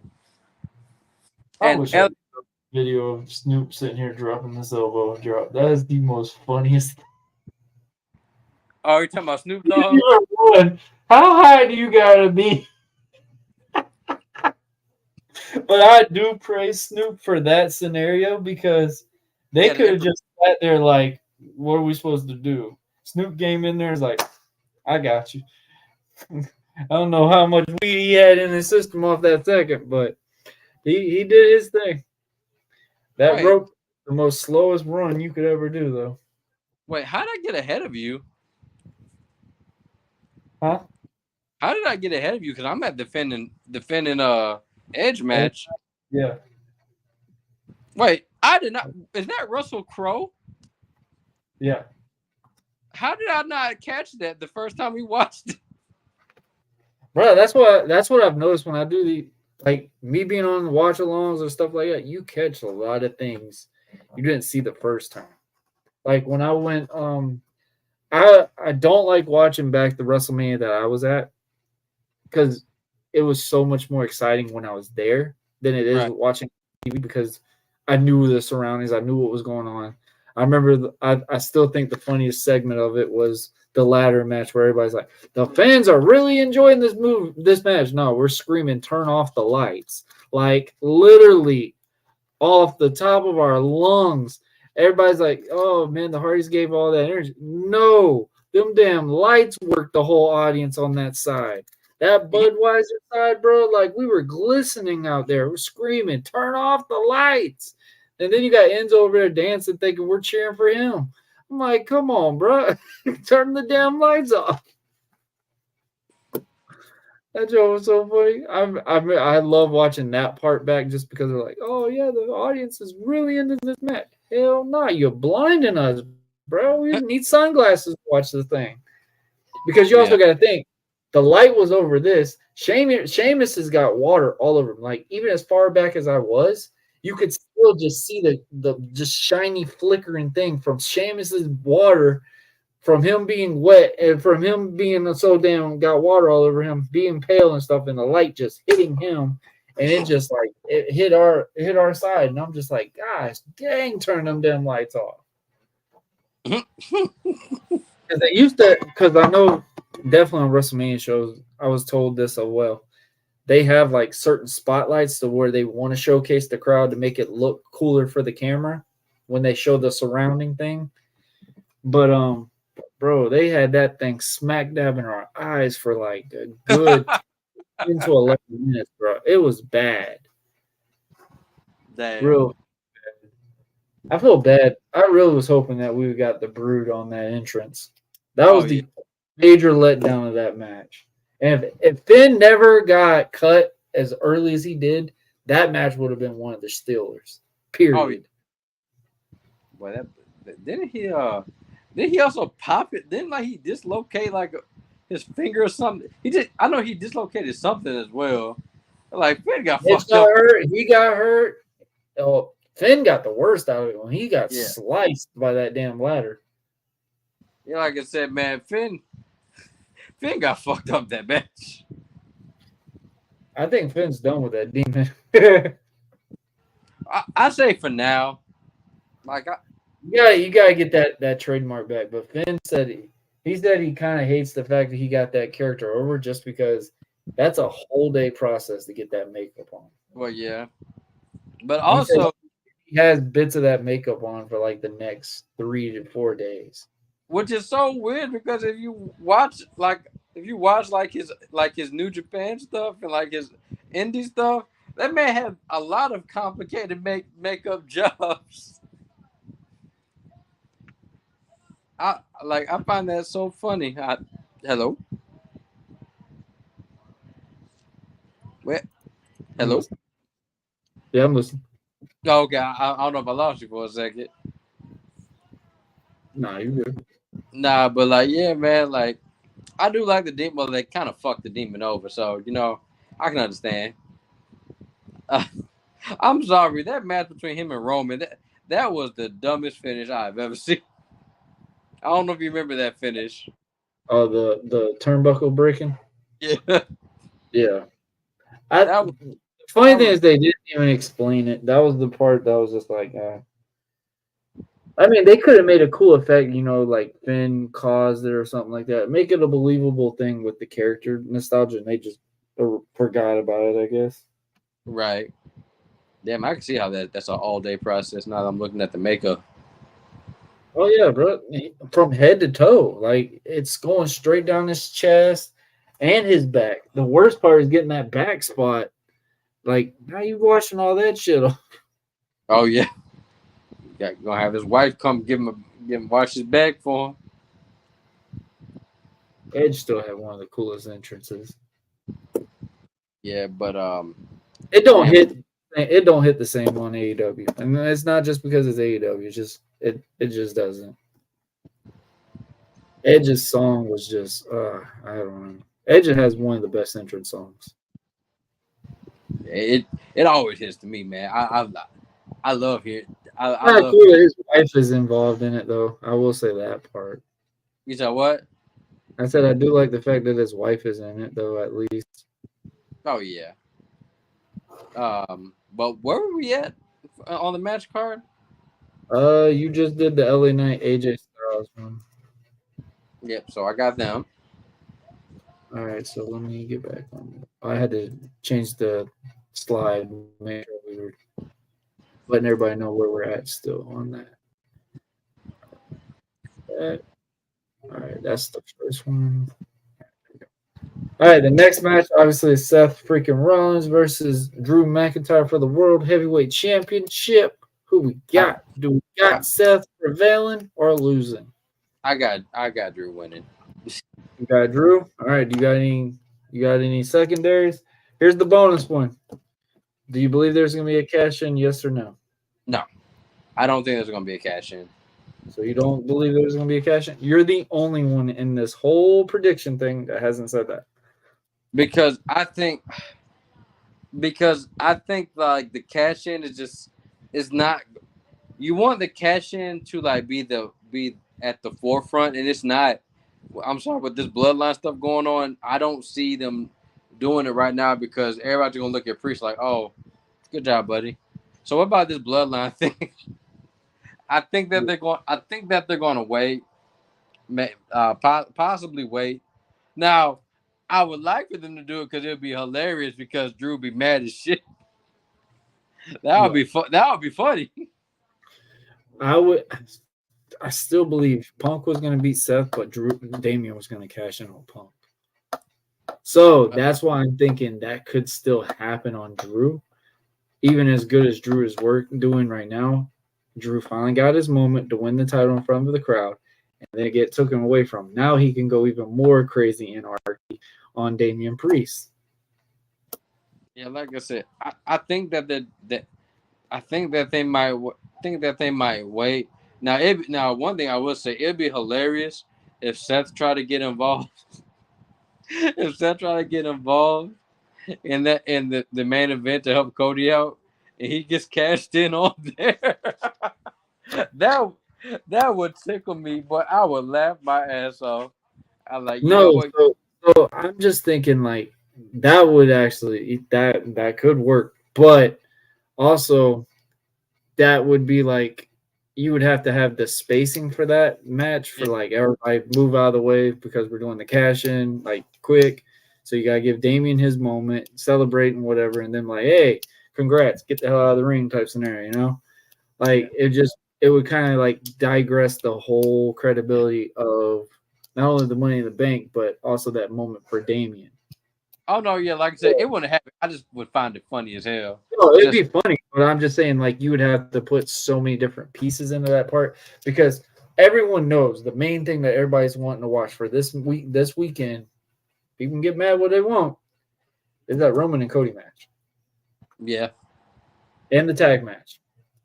Yeah, I just the card is great from top to bottom, both ends, but both main events are the ones that everyone's talking about. Yeah, I just think that Damian's gonna win, and I'm not Damian. God damn it. I feel like Drew's gonna win, and I think we're gonna get a payoff to that Easter egg on Raw a couple weeks ago, to where he was talking to Paul Heyman. He's gonna beat the shit out of Seth. They caused it to where Seth can't come out. Yeah. Yeah. Okay. So I just think. Ready? Yeah. So you picked Roman and Rock. So we're in Bloodline rules. So what do you believe Bloodline rules consist of? Okay. Honestly, I just think it's a fancy way to say we can do whatever we want and also no DQ. I feel like I don't want them to overbook it to where like it's just multiple matches in one, because at that point you might as well do a 3 stages of hell match. But but I do think that like I feel like this will be funny. I do feel like The Rock is gonna try to make himself the referee, and then the minute that he tries to call it, like the minute that he tries to like screw over Seth, I feel like John's gonna come out, take care of Solo. Austin's gonna come and do what he always does to The Rock and stun him. But I also feel like we're going to see. Other people that the bloodline is screwed over get involved in this. This is the thing that me and Brian were really butting heads on, because Brian's like, I don't understand where you're getting the moniker of Infinity War and Endgame. I said, well, how are you not? Roman Reigns is Thanos. That's perfectly explained of what's going on with this concept. Well, I guess the way that you explained it, I can see why he got confused. But like, I got what you were saying. But like, I do feel like everybody it's going to be the biggest payoff for Roman. In a way, this is a payoff for Roman as well, because Roman benefited all this talent. The only two that are not going to be there that he can get involved with are the two guys on AEW right now, Bryan Danielson and Edge. Yeah. But everyone else is there. Oh, not Matt Riddle either. Matt Riddle. Yeah. And if you really want to be real, Shinsuke Nakamura was also a part of that. AJ Styles. I mean, I don't see AJ Styles getting into this story. Nah, I don't. I just think I don't see that one. LA Knight could. LA Knight could get in this. I mean, but the main ones you're going to look at, Cena's going to come in when Solo. tries to do the remake of the finish.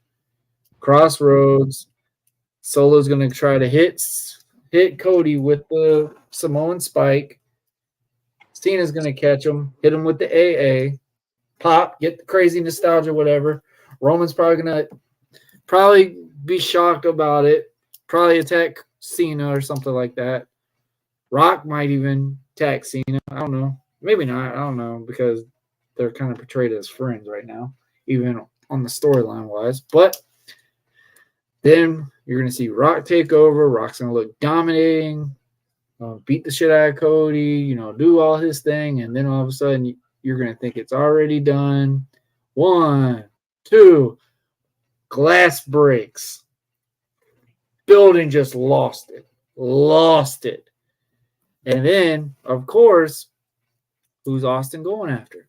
Every single one that's in the ring on Roman's side. Stunned Roman, stunned Rock. Just go on a stunning escapade. Back and forth. Austin goes in, wakes the referee up. Actually, I think a referee's going to run in. I don't think there's going to actually be a referee in this match until then. And then, of course, you're going to get to finish the one-on-one finish between Roman and Cody. Cody finally prevails. Yeah, But I feel like Brock is going to get involved in this as well. So I don't know where Brock is going to come in the mix with this. I will But say this. I also want to say this. The Jimmy and Jay thing, if Jay wins and Jimmy and Jay hug, Roman's kicking Jimmy out of the bloodline, Jimmy's going to cost Roman. Yeah, I will say this, though. I would like, because, I do feel like Triple H does deserve a part in this just for some fact of, The Rock kind of did, in storyline terms, kind of ruin the press conference by slapping Cody. If they don't, if it's not like, if they do, like, if you need a way to bring Austin in, right? I would feel like Triple H would be the one to send Austin down there. Mm-hmm. I feel like that would make sense. Because also storyline build, Triple H doesn't have to be in the ring, but he can still be confrontational. Yeah. So, because you said, I wish I could see a Triple H and Rock match one more time. Flat. Yeah. But, it would also be kind of funny that Triple H brings Stone Cold Steve Austin down because, in storyline terms, they never really got along. They never got along, and then Triple H got hurt when they were a legitimate heel tag team. Like they were ruthless. When we talk about a ruthless tag team, bro, when Steve and Triple H are hitting Lita with a sledgehammer and a freaking steel chair, that was it for me. I'm like, damn, bro, for real? We got it. Y'all are bad guys, but damn. Yeah, that was hard to watch. I'm not gonna lie. Bro, the cops are gonna be calling y'all. But yeah, man. Y'all getting arrested. Yeah. But I think that it's gonna be an overbooked mess, but in a good way. It's gonna be a match you're gonna remember. Yeah, and like I said, I'm sorry, y'all. I know, D and I know Dre and Brian want Roman to win. He ain't winning. There's this title reign went on long enough. See, this is my debate on this. You don't bring a baby face back twice to lose a match. If you have not had these guys touch since last year's WrestleMania, you do not bring it back for them to lose. Period. Then also, I'm sorry, like I said last year, if you keep having these Cody's credibility would be gone if he loses this match. His big build for babyface stardom is gone. Yeah, and like I said, if you keep these Royal Rumble winners lose, it don't make no sense for it to be in it. What's the point of the Royal Rumble match? You don't feel like after that you don't feel like anybody. Yep, that's where I have been at. Mm-hmm. I just saw when he threw the ladder at his face. Jesus Christ. Yeah. He was already knocked out before he got hit, though. Yeah. But I felt so bad because this match was really going to be good. I was super excited to see an Edge and Finn go at it. Oh yeah. Especially Finn was bringing the demon. Ed was bringing his brood style attitude in. Like, I never thought I could see Edge as a short haired guy, but when I saw, I was like, all right, I can deal with it, even though he's got a weird hairstyle. But it fits him. Yeah. But yeah, man, overbooked mess. I can't wait. Mania's gonna be fun. Mania's gonna be hella fun. Happen. Oh god, I swear, like I'll have PTSD if fucking Cody loses again. Oh no, bro, I thought I was playing. The most wrestling I've watched is the Royal Rumble and like these weeks to WrestleMania. Like I told you, I was not interested in what they were doing. I always had like an eye, but I never watched it because I was like, I can't do this. I can't do it another year of not having a full-time champion. I just can't. Who did he even defend his title against this last year? I don't even remember. Who did he defend his title last year? Roman. After he did with Cody, he did a thing with Jay. That was the only title defense he had? He defended with Jay and LA Knight. Get the belt off this man. Get the belt off this man. I want to see my my undisputed Universal Championship defended. What's up, Jen? I'm reading that name out loud. I'm not reading that name out loud. How's it going? He almost got me too. I was not going to read that name out loud. But yeah, man. That's just crazy how bad that blood was just spewing all over the ring. Oh yeah. You couldn't even cover it up. Like the camera crew tried to like avoid it. Oh yeah. See why they're zooming in on Edge and doing all this thing, and the referee's like, "Bro, he's." Yeah, them boys in that Kool-Aid, man. They need to go back to using the Kool-Aid. Oh yeah, that middle spot hit him, clocked him right in the head. He caught it, but that middle part was already too velocity in there. Oh God! Like, I ain't done, bro. I ain't done. That man's like, bro, you leaking out your head. Edge is like, shut up. You're sitting down and getting cut. I'm just gonna act like I'm still pissed off with you and I'm still taking care of you. Yeah. That was the part. That's where you know that's gotta be tough. You're like, that's where you just need to start charging the crowd like in a video game where you just do the taunt to fill your meter up. Yeah, I knocked him out. Didn't they bring like? Let me go to the ring and find some stuff while we're stitching you up. I hope you get stitched up well because we're bringing kendo sticks in this. I'm bringing another ladder. I'm bringing some tools. We're gonna make sure you don't bleed. Cause didn't they kind of like do like a makeshift, like basically glue? They told him to kill time because he had to flip the stairs. Like if you see him, he's just walking around the ring because he's literally trying to kill time right now. Yeah. Which sucks. I mean, it's sad because this match could have been so much better than what it was. But I do respect Finn for continuing because that cut was bad. Oh yeah. And you could just doctor like stitching him up, and then all of a sudden he heals back up. I forgot how many stitches he had because I remember like he had like a shirt. He had 17 stitches. Yeah, 17. Oh God.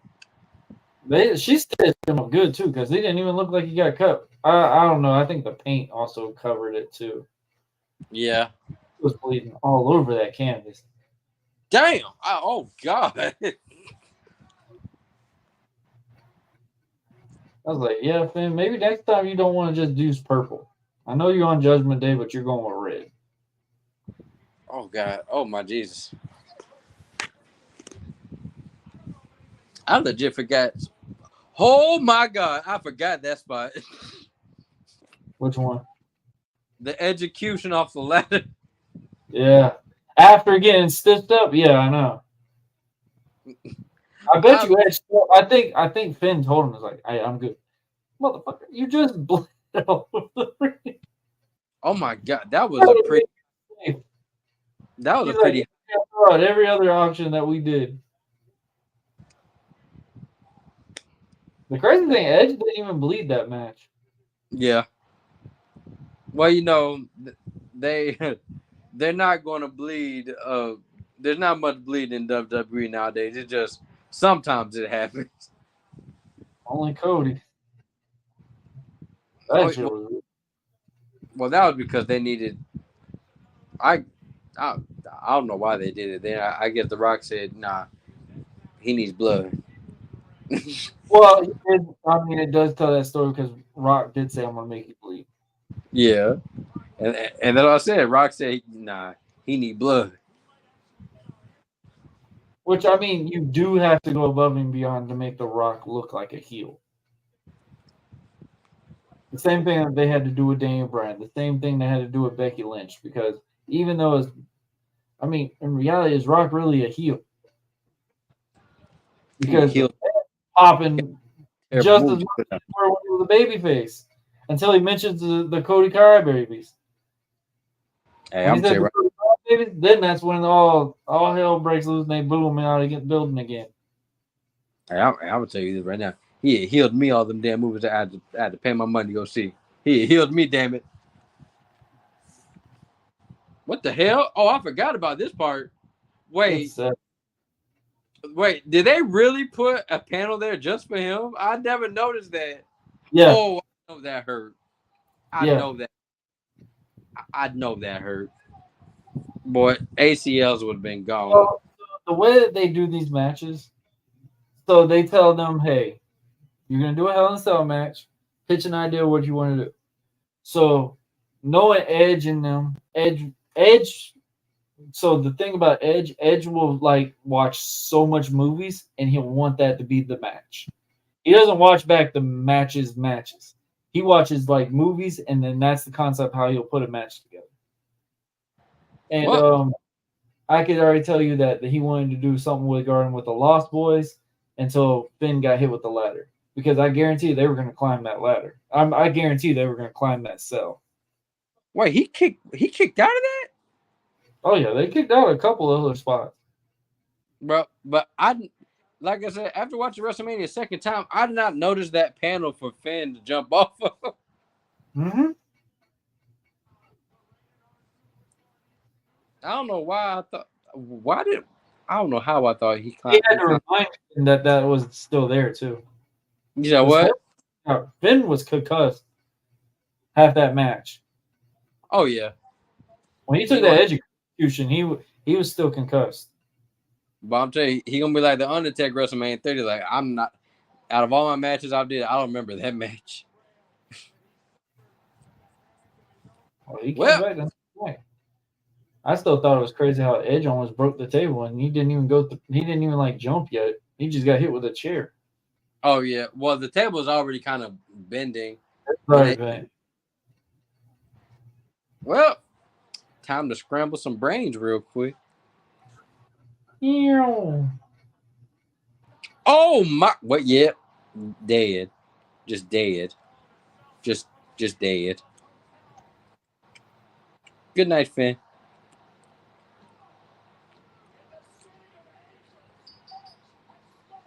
Him sitting through that table. He probably whispered in Finn's ear. I think that's why it was halfway broke, because of the way he had to break that table. Yeah. Because the only thing I didn't like about the match was the colorful chairs, the colorful kendo sticks, stuff like that. I hated that. Oh yeah, I don't know why they had to be purple. All right, edges are red, pins are purple.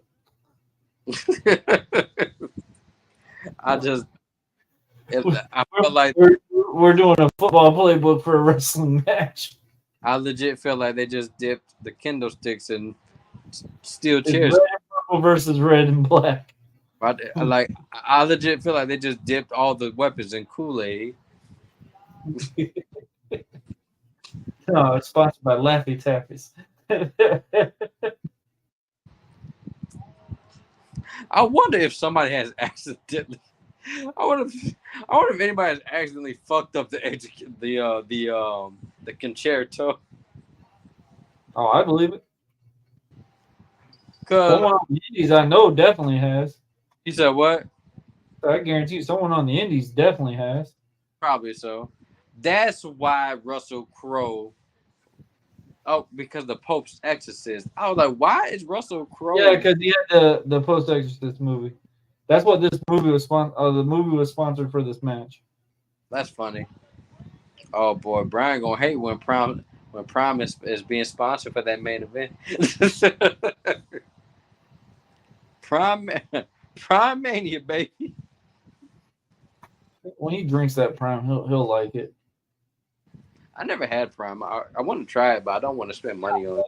It's like the Kobe Bryant drinks that they have, the coconut water ones. Oh no! Man, what are they called? Body Armor. Okay, but now It like Body Armor. It depends what Body Armor you drink. Cause one I drank, it tasted terrible. It tasted. Which one? The grape one? The Kobe one? I don't know which one it was, but I like this shit. It was like a grape and gold one. It literally is like they call it the Mamba. The Mamba. I don't think it was the Mamba one. I think it was like the strawberry banana. That shit the strawberry banana. Yeah, that one's That one was so. You gotta really be in the mood to drink that one. I like. This is disgusting. There's a couple of them that are okay. But I do want to try Prime. I mean, Randy Orton drank it. It made it seem like it was good. So it's not bad. Like so many people wanted to like crap on it, going on TikTok with it, and they're like, "Damn, this is actually pretty damn good." I want to try it. What the hell? What was this commercial? I don't remember this commercial. Oh, it was the WrestleMania commercials. The vignettes. Yeah. Seth being a Joker. Yeah. Rich Holland playing something wrong. I thought it was funny, the Top Gun one with Miz. Oh yeah.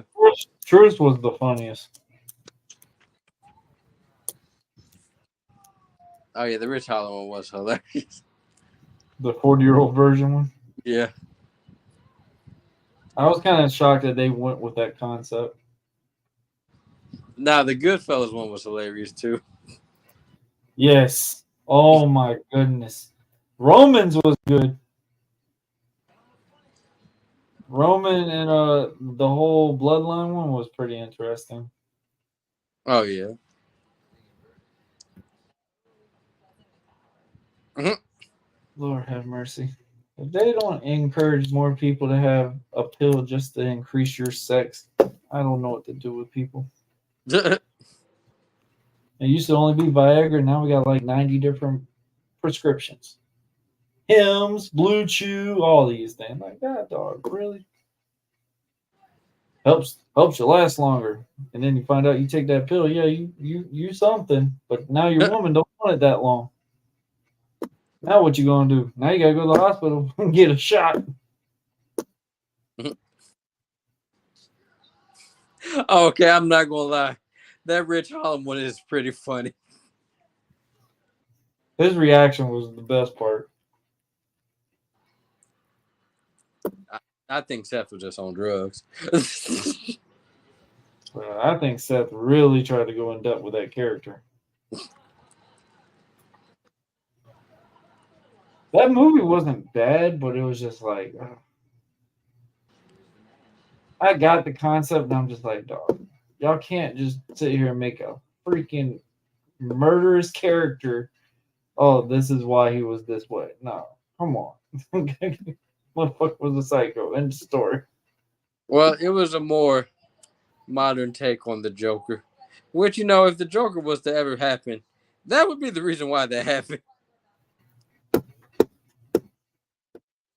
Very true.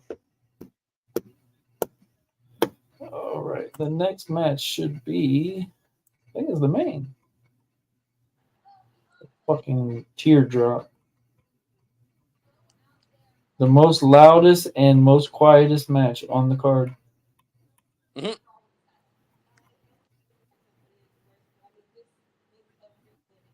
I forgot. I'm saying Drew's reaction was the best part.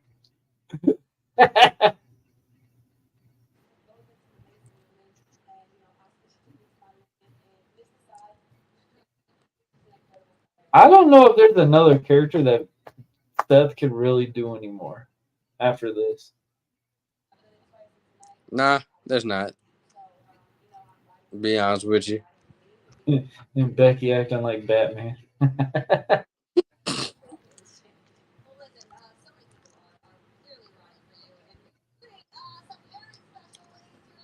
Okay, it's Lord the help fourth, me. sixth, and seventh, eighth, and nine, 44, for 2, for 3. Only It's did all 40. smiles until that main event, bro. It's all smiles on this show until main event happens.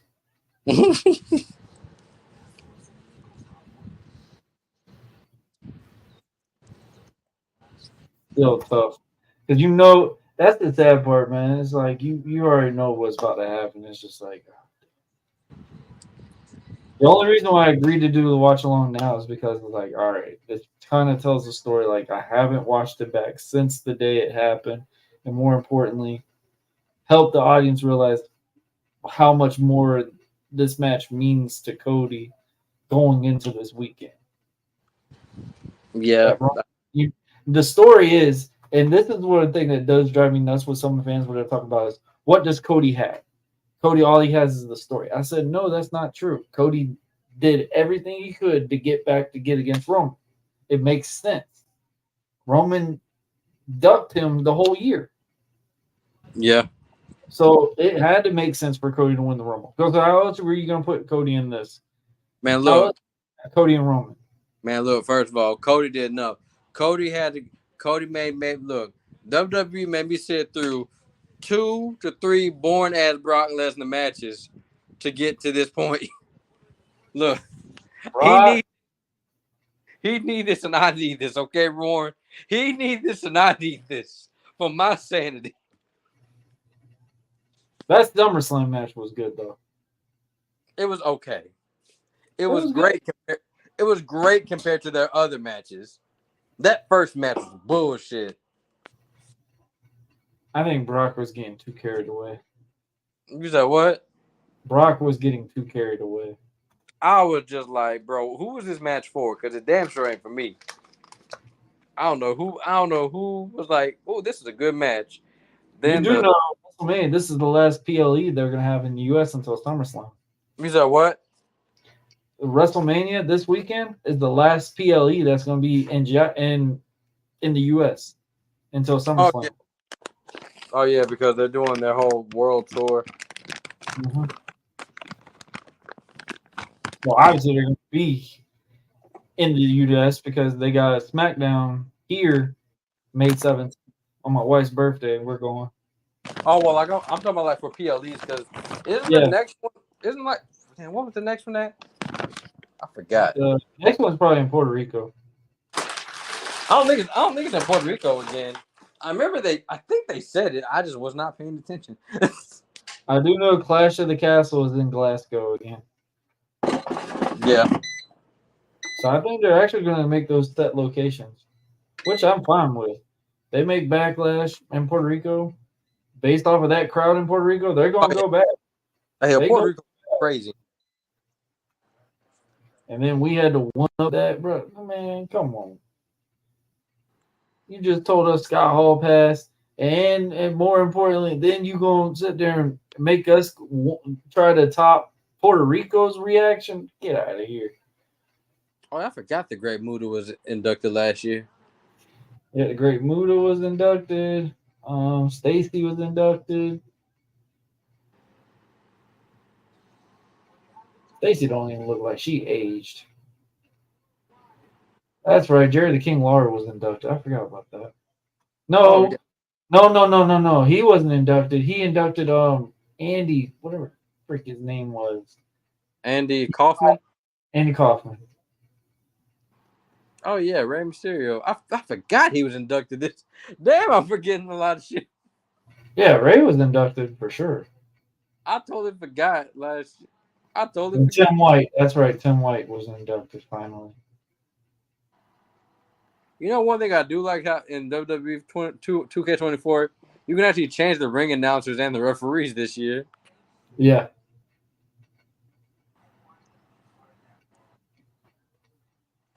You my hero, Ray. That's Damn, still Tim boy, White. I realized how little he was compared to Great Khali. Came to his belly button, man. Bro, Muda was something else. You said what? I guarantee if Sting didn't go to AEW, Sting would have inducted Great Muda. Yeah. Even True. if Flair.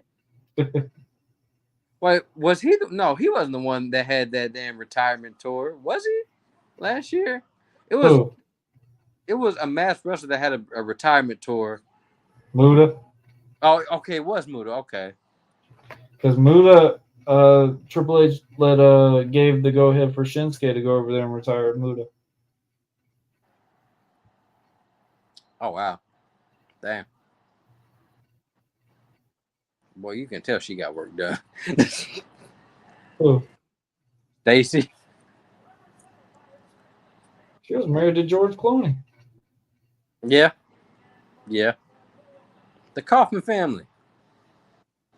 Damn, boy, that dude got a weird shaped head.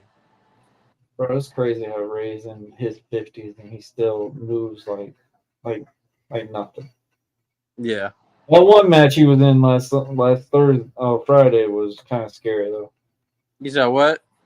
I said he was having a lot of ring rust that Friday night when he was doing the springboard and he barely even got off that rope. Oh yeah. Oh, the Warrior Award. He got the Warrior Award. Mm-hmm.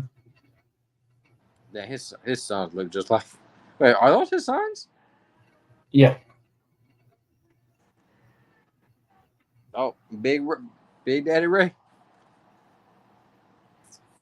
I would have thought Ray was going to retire.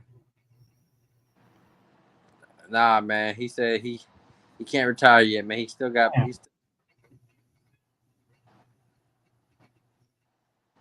We got Ray Mysterio. I wonder what's going to be his WrestleMania theme this year. Oh, the pyro. I'm using. That was the coolest thing. They brought that title. That was his women's title that he won. You said what? Remember, Andy Kaufman was the undefeated women's champion. Oh yeah. And it was a joke about it because there was a Saturday Night skit. But he was actually learning how to be a pro wrestler. Somewhat. Is Rey Mysterio wearing an Adidas blazer? It might be. Ray always wore Adidas.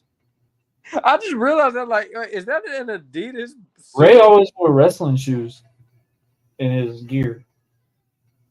He always wore Adidas wrestling shoes. Yeah, them shell toe wrestling shoes.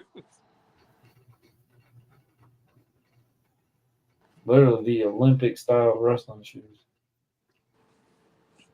Yeah, oh yeah, he's wearing a jumpsuit. Like it legit look like it's a suit, but it's Adidas. Get a sponsorship out of it. Yeah, he's wearing Adidas. He's wearing Adidas shoes for sure. Wait, it says Gucci on this suit. It might be then.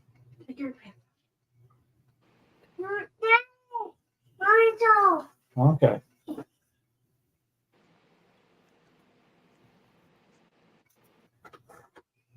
That freaking mask, bro. And of course, I got hit. Blue Beetle mask. You said what? I said that mask. It looks like the Star Kid mask. Yeah. It's dope, but I wouldn't wrestle in it. That thing looks like it's heavy.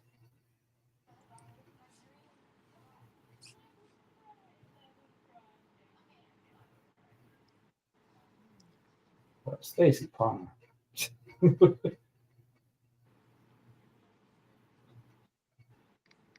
There's a reason why she was married to George Clooney. Mhm. That woman, gorgeous. Yeah.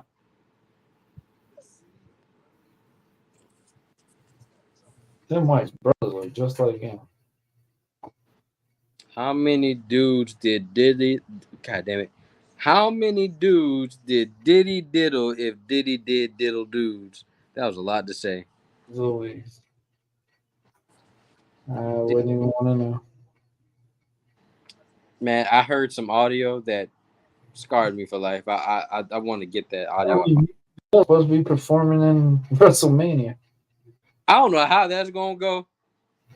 I don't think he's doing. I don't know because that was going to be the big announcement because there was a lot of claim that they wanted his song to be Cody's redemption. You know, the build up video.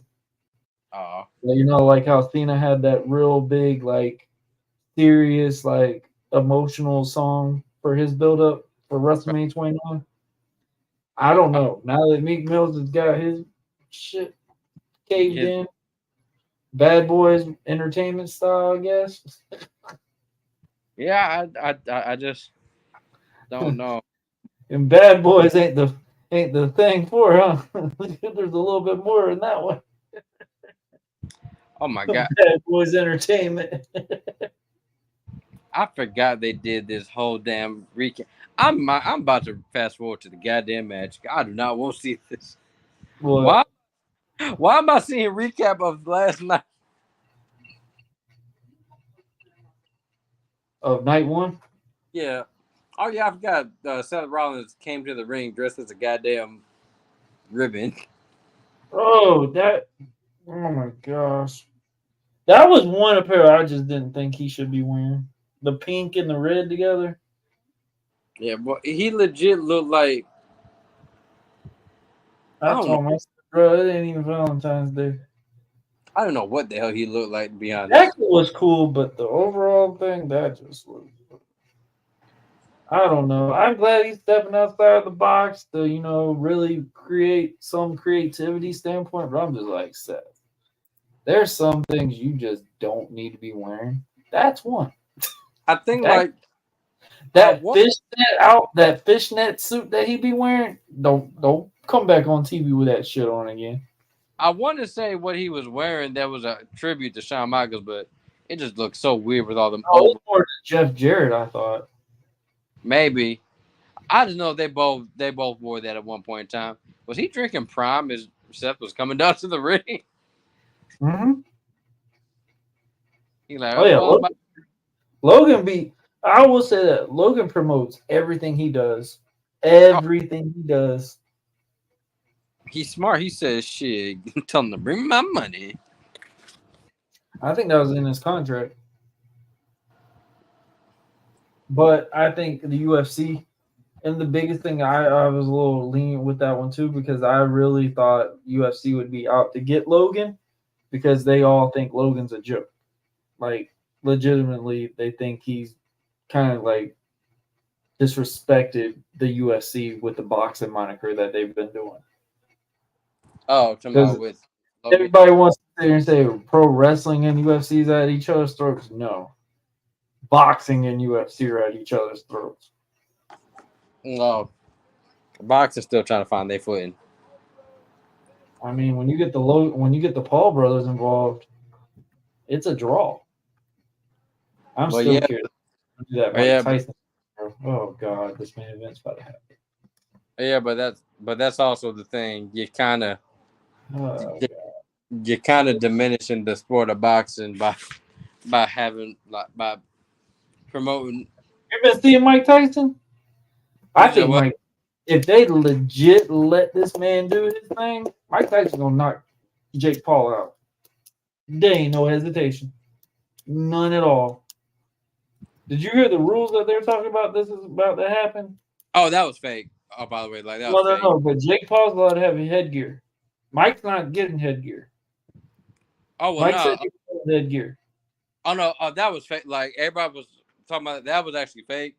Like I like somebody made that a post, but the rules have not come out. But I don't think that's going to be the case. honestly, I would be putting on headgear if I'm fighting Tyson. I don't think that motherfucker's 100 years old. I ain't about to let him hit me with no headgear on. I don't think Jake is going to do it just for some fact of I think Jake does. Jake one don't thing, realize Mike Tyson trains every day. but one thing I will say about Jake Paul is at least he is actually putting in the effort. If I was Jake, I wouldn't do the headgear just so people would stop thinking that to not take me serious. Because if you get rid of headgear, Do not read. Don't you do this happen? Don't you let this shit happen again?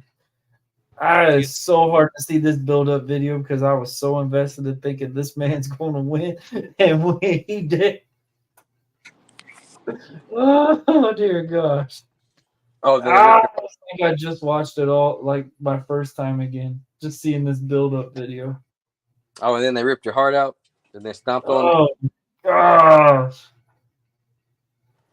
And then they were like, "Yeah, hey, well, we're going to do it next year." This is my thing. If Cody never got hurt in that Hell in a Cell, I think he would have won because he would have He would have done his whole run like he just did that year. Beat Seth, get into that moniker, go with the Drew McIntyres, do all those little things, play around with those, and then get in the main event. Yeah. From the Royal Rumble type scenario. I just think that this whole time they wanted him to get that 1,000 days. Just say, hey, look, y'all, he's hit 1,000 days. Well, this was also because Roman had to forfeit the titles because of cancer. Yeah. So they were like, hey, y'all, you're going to love this. And if not, we're going to make you love it. I'm like, okay, WWE. Giving you Roman. I'm like, you've been shoving Roman down my throats for years. Since now I like the Roman that you're giving me. Now it's like, I was like, you finally even like him. Now you're trying to make me hate him again with his long ass title run. And that's the craziest thing is, I think Roman's gonna get. So this is how I think this is gonna go. Roman's gonna take time off after like the backlash thing. I think Roman's gonna go anarchy for a little bit. He's gonna be on every Raw and SmackDown, rocking them. I don't know if Rock's turning on Mania, or they're just gonna wait it out. Maybe Roman turns on Rock. Right. As much as a fan of me of Rock, I want to see Rock turn on Roman at Mania. But the way that him and Cody have been going at each other, I don't know. If those two didn't touch until that night, I could have easily said, okay, Rock and Cody have been a part of this from day one. It still could be the case. But I don't know. Damn, that's a long ass way to the ring. I'm curious how the ramp's going to look now. I think the veiling was today, wasn't it? Or is it tomorrow? I think it's tomorrow. Well, come on, man. It's WrestleMania XL. You know that shit going to be big. I hope. Because they got to really one up this stage. This stage was phenomenal. Well, at least Cody Rhodes can say that, you know, he main evented in WrestleMania. That's all I can say. Yeah, the Vader and everything, too. You know what? I said Cody, that was the first time Cody's ever lost a match from the Cody Vader. In WWE. The Homelander gimmick. Oh, yeah. Oh, shoot. Oh, fuck. You know, Warren, I would want to stay, but I do got to call the missus. Oh, you good. Appreciate you coming on, man. Yes, man. Appreciate you. And y'all keep watching this man. He know what he's talking about. He's very fun to talk to. But I will be out. A lot easier than yesterday because. But man, I appreciate man. I've had a lot of fun talking to you, man. Definitely, man. Appreciate it, man. Guys, make sure y'all stay tuned to everything that Jason's got coming up. Yeah, man. Have a good night, bro. Have a good one. All right, later. Alrighty. Let's see this freaking heartbreak. All right, guys. The main event. If you've never watched it.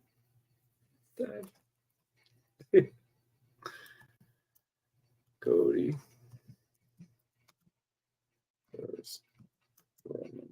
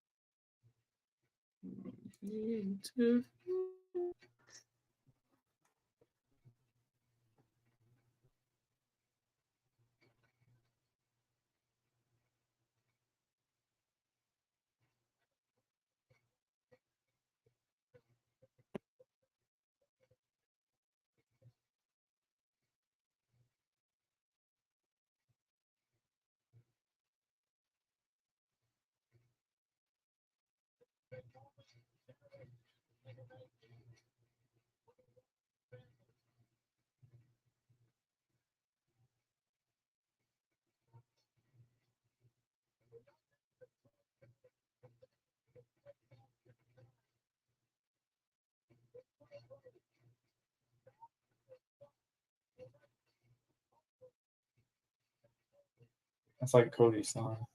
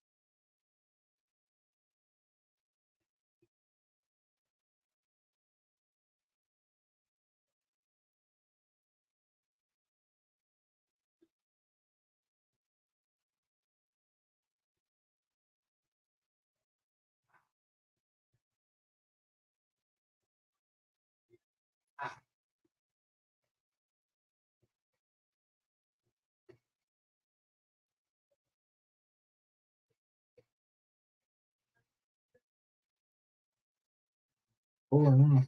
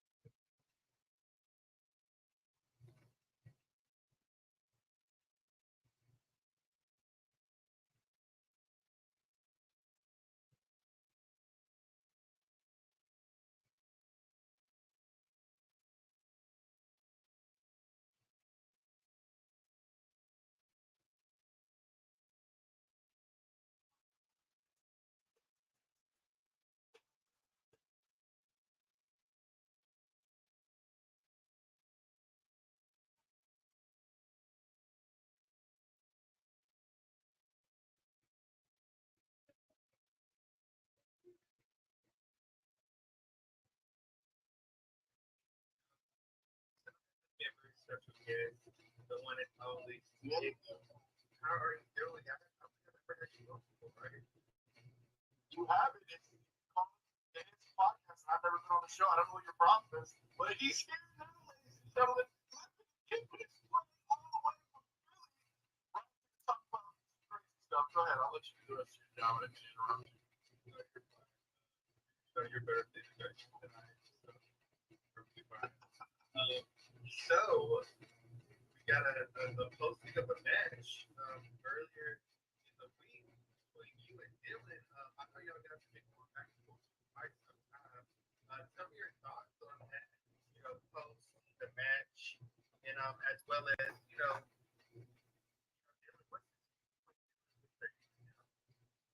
so here's the thing, right? I was on fire with Dylan when he first started in the business, when he was getting his feet wet, learning everything, and I was fine with it. I was good with it. I was like, oh man, this is great. We've got more people like myself.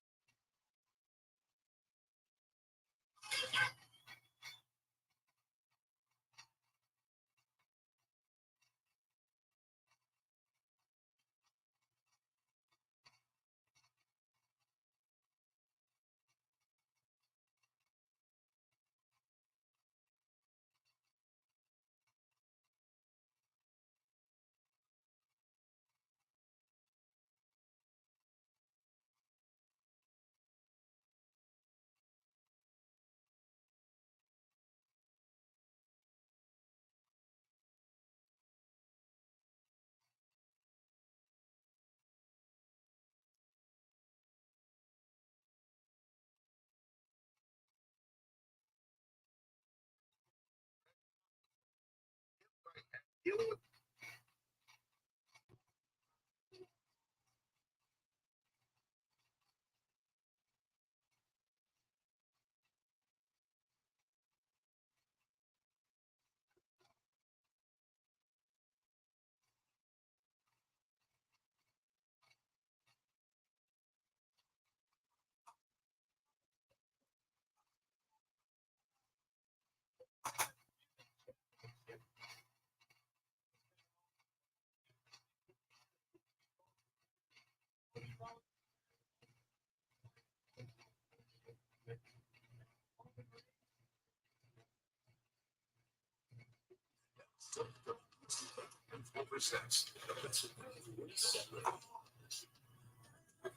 Hello, everyone, and welcome to Lincoln's Financial Field for the Wrestlemania 40 Stat Reveal presented by WWE 2K24. On camera, Jackie, I am so excited. Guys, I'm Jackie Redmond. It is Wrestlemania 40. They are calling it the biggest Wrestlemania ever.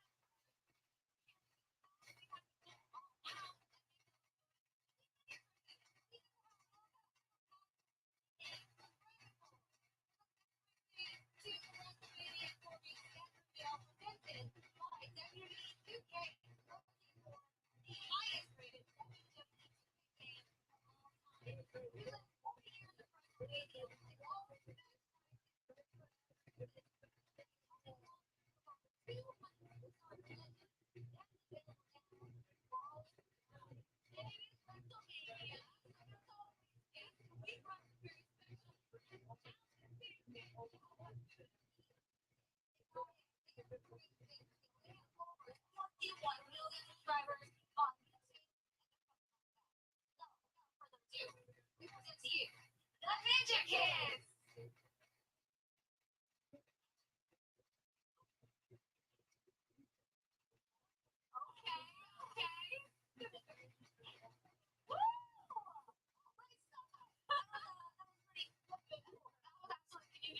I can't even do a cartwheel, not gonna lie. But look, I think we made the people wait longer. I think you're right. Ninja Kids, you ready or what?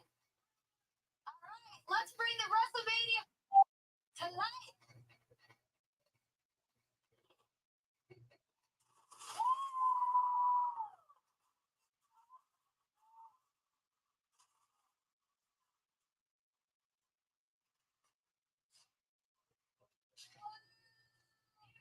It's not a reveal worthy of the biggest WrestleMania ever. I don't know what it is. It is a large. It is a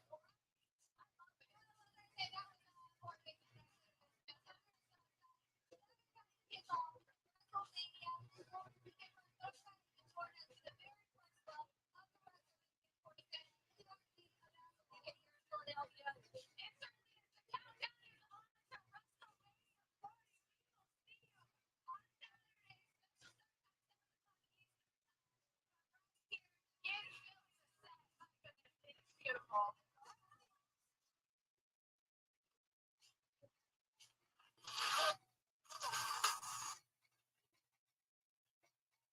but there is one more person who would like to say hello to you here in Anaheim.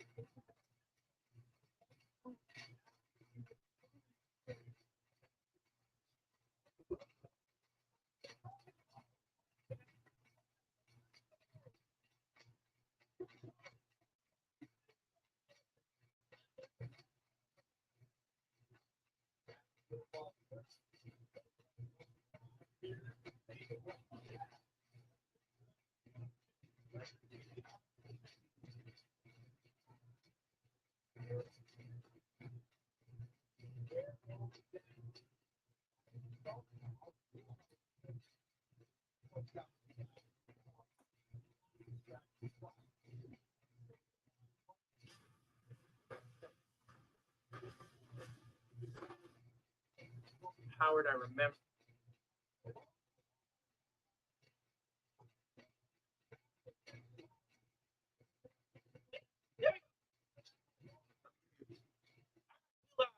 So, be a piece. So, nice.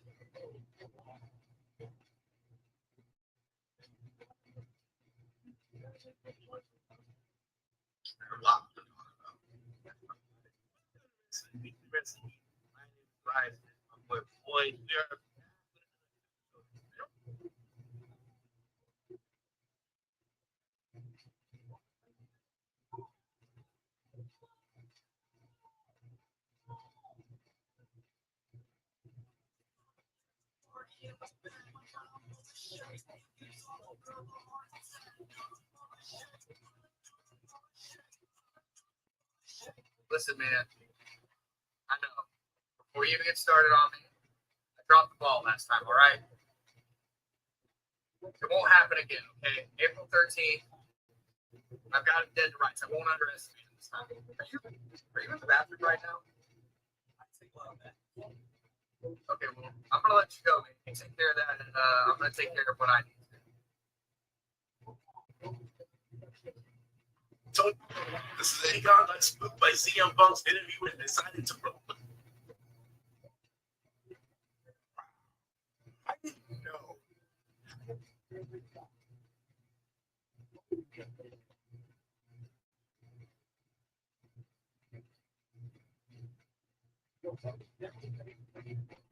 Oh, you know, man, maybe check those. They gotta get regular. None of them.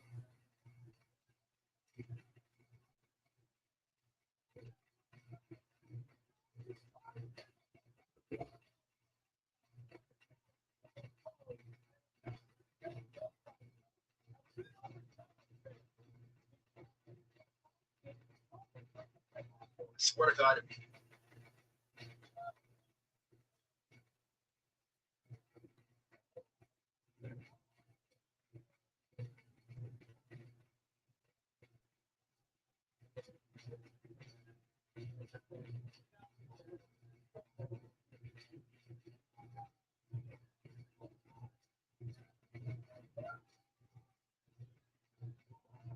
Green says she was escorted out of a hotel because they mistaked her for an escort. I have so many questions.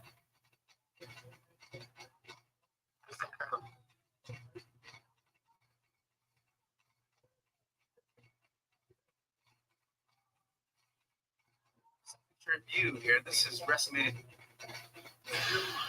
You're a mistake.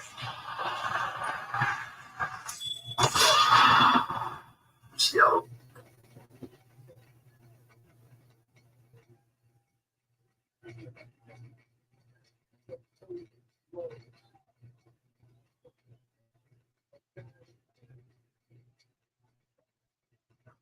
Hey.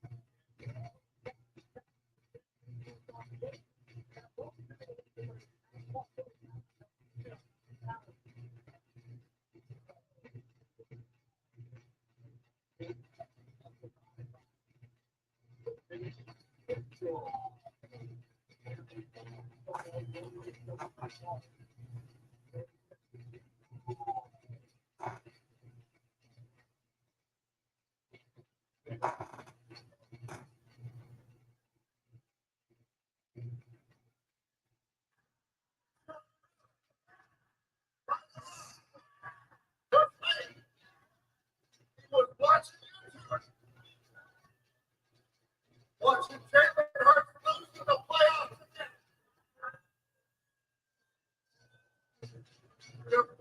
That's the truth. Try to get OG.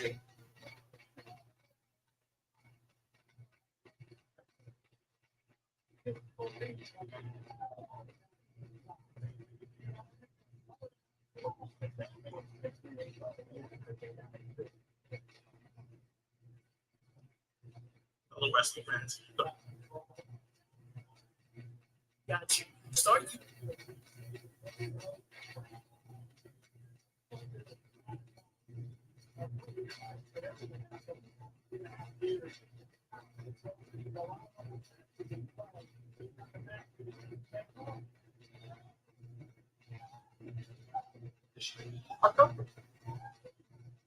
You're losing it because I am in your head. And every time you close your eyes, you see me beating you.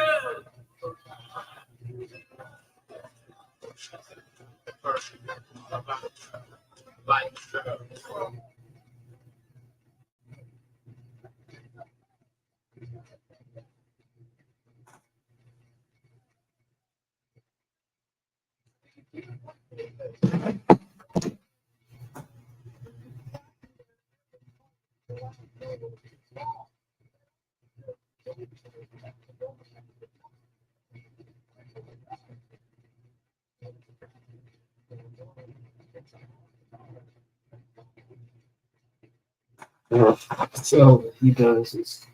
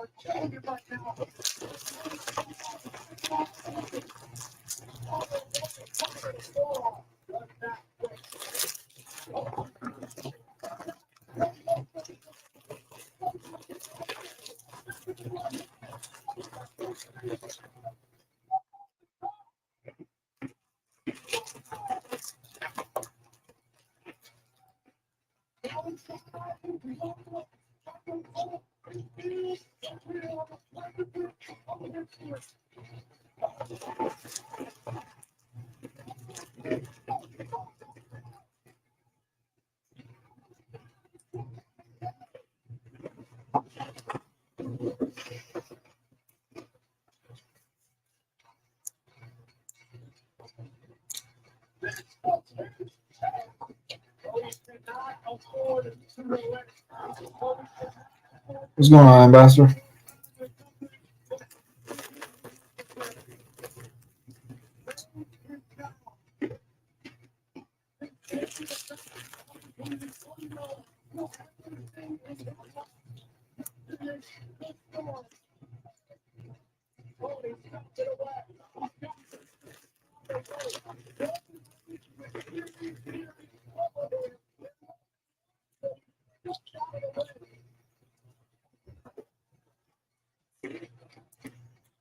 No problem, man. No problem.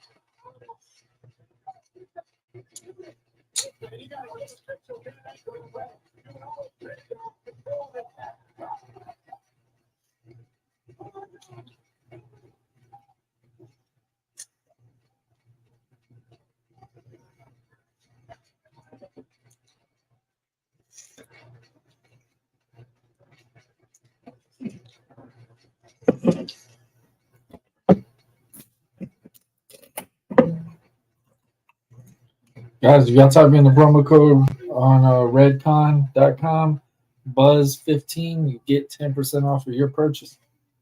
Let Redcon know Buzzingmarlowe sent you.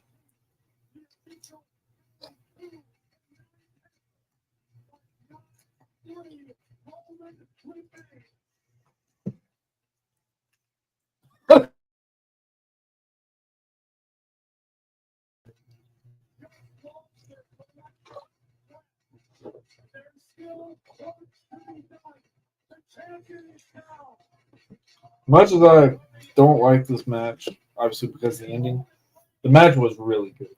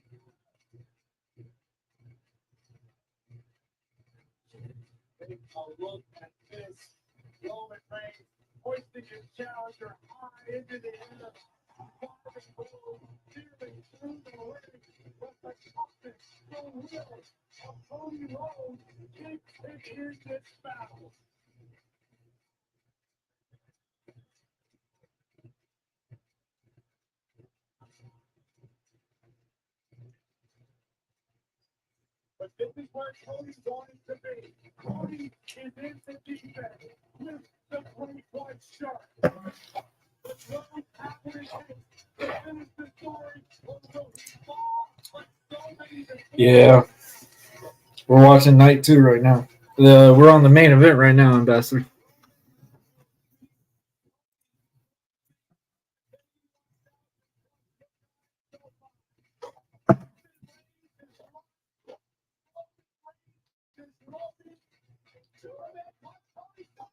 Pedigree.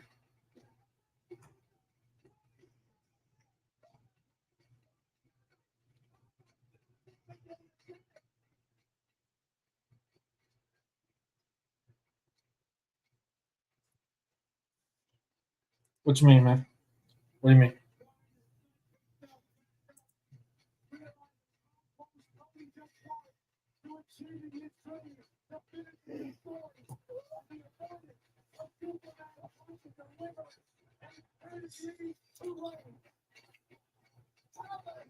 Oh.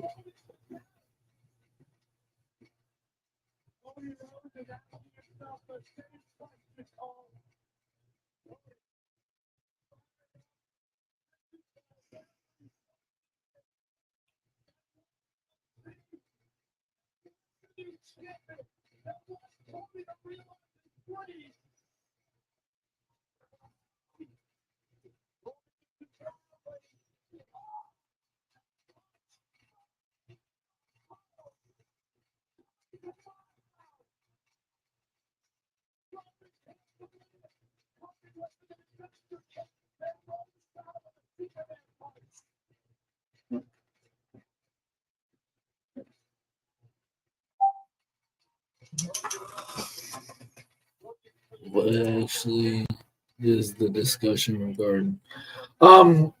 Basically, I'm rewatching WrestleMania 39. You know, obviously with WrestleMania coming up Saturday, Sunday. The biggest story from WrestleMania 39 is obviously the match that's taking place right now, where Cody loses to Roman to a controversial standpoint. Obviously, what Cody had to do to get back into WrestleMania 40, being in 2 main events. Obviously, match night 1, Cody being in the tag match, the Dictate, Bloodline Rules, or a regular one-on-one against Roman. Because in reality, the story does say Cody in one-on-one. But it's just a watch along right now. Just was a cool little thing today, Ambassador. But it's definitely a good one for sure. I mean, it's still tough to watch this knowing that who I really was going for didn't win. So, I mean, at least it's a comforting knowing, okay, are you offering commentary?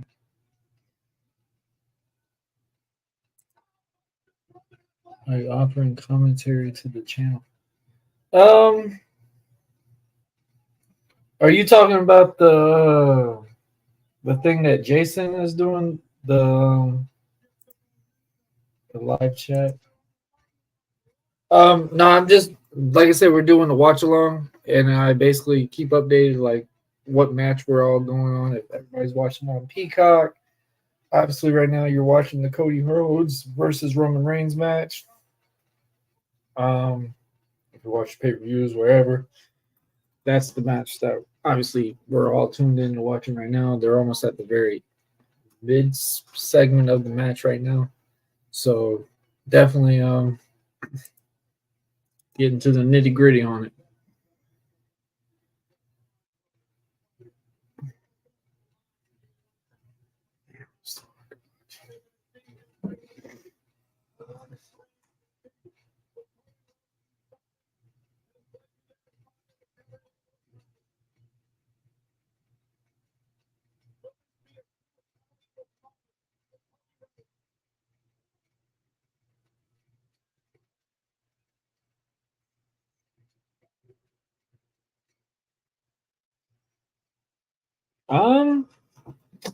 I might. I've been thinking about it. I might do WrestleMania Night 1, a watch along. I would do night 2, but the only issue is I don't know what time I'm gonna get off of work. I'm getting off early Sunday for sure, but I don't know exactly what time. So I don't want to plan a watch along and it be like the last second and I literally would have to tune in like right when I get there. But it's in the discussion. We're thinking about it. I'm actually really am contemplating it right now. It's just depending on how the show flows. And of course, my family, my wife and them, they want to definitely be able to watch this and they don't really like be on the camera with all of it. So it just definitely depends on that scenario. But I've been contemplating it. I've been thinking about it. But actually, while I'm saying it now, Ambassador, my wife is gonna be my guest tomorrow night. So live chat we're gonna have of my wife on, and that's gonna be the first time ever that she's ever been on the Buzzingmarlowe podcast and all that stuff. So it's gonna be an interesting one. We're gonna have a very, very, I would say, a civil chat. I don't know. So who knows? It's gonna be fun. It's gonna be off the rails, whatever, but it's gonna be fun. Definitely looking forward to it.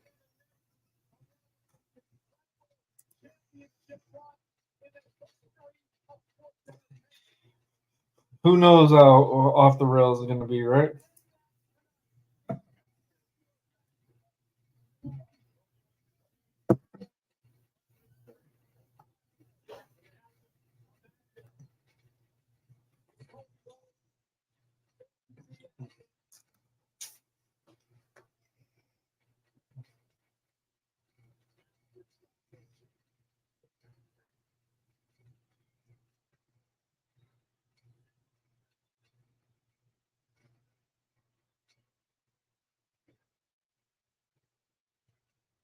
Mm.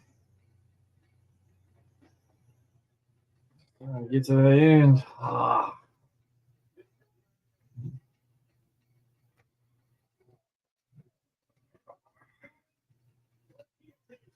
He's got the guillotine on him right now.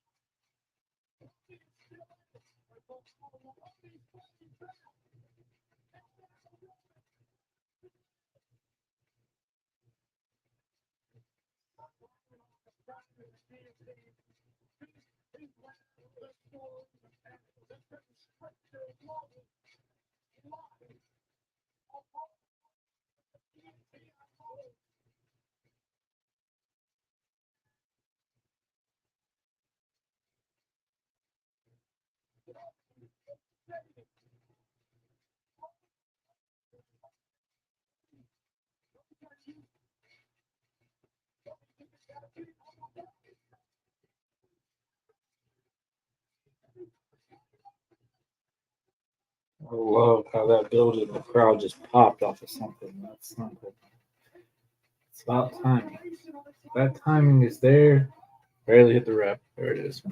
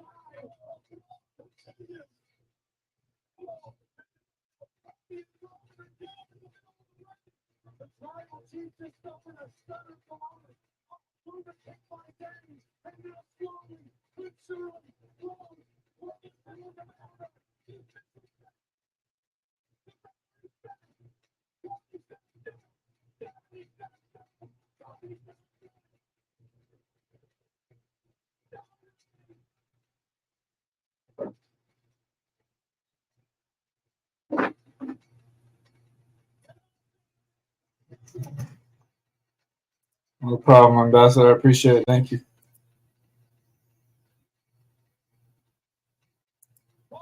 Thank you again.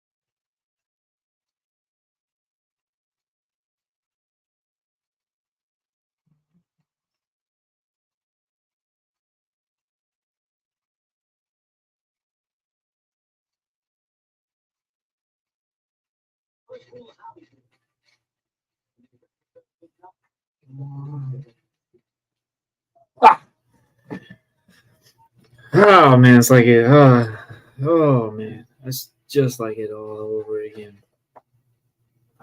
Damn. I said it plenty of times. I'm continuing saying it. WrestleMania 39 was Infinity War. This Saturday, this Sunday, it's Endgame. Guys, I want to thank everyone for watching. I want to thank for all the consistent view watch as well, man. We were hitting over 20 right off the rip today. So, man, shout out to y'all. Shout out to people on X. Shout out to the people on Twitch. Shout out to the people on our Facebook and, of course, on our YouTube as well, man. We went live for almost 4 hours. So, a round of applause. Guys, I want to thank everyone for watching today. If y'all can, make sure if you are new to the channel, make sure you like, share, most importantly, subscribe, hit that notification bell to stay in contact with all our platforms, Facebook, Twitter, Twitch, YouTube, Snapchat, all that. We are there.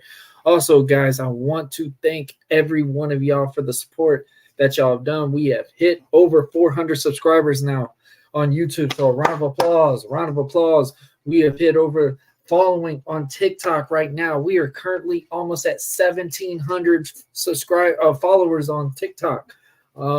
Twitch, I think we're at 337, if I remember. I would have to take a look and check. But obviously on Instagram, we're almost 2K again. We're almost 2K on that. American Prodigy is almost back at 600 follows on that. I had to redo the whole profile, obviously, you know, when coming back and all that. My regular profile, we're over 12. But guys, I want to thank everyone for following. I want to thank for everyone for watching, support, coming in here, watching this travesty of the main event. But it was a great match. It was a very good match. Everything was dialed in. I just can't wait until Sunday. I can't wait till Saturday. This right here, the reason why I wanted to watch this back is because I literally was wondering how they're gonna be able to do this again. What is going to transpire? I kept saying it consistently. Cody is going to be wrestling Roman Reigns at next year's WrestleMania, and we're getting it. And who would have thought we were getting The Rock in it? As big as a Rock fan I am, I was very nervous knowing that The Rock would come back. Is he going to put himself into this main event? Is it going to take Cody's spot?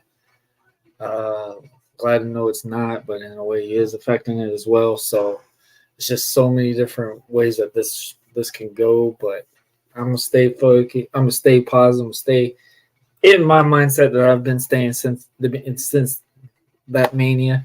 We're gonna finish the story. We're gonna finish the story, and it's gonna go down this Saturday night.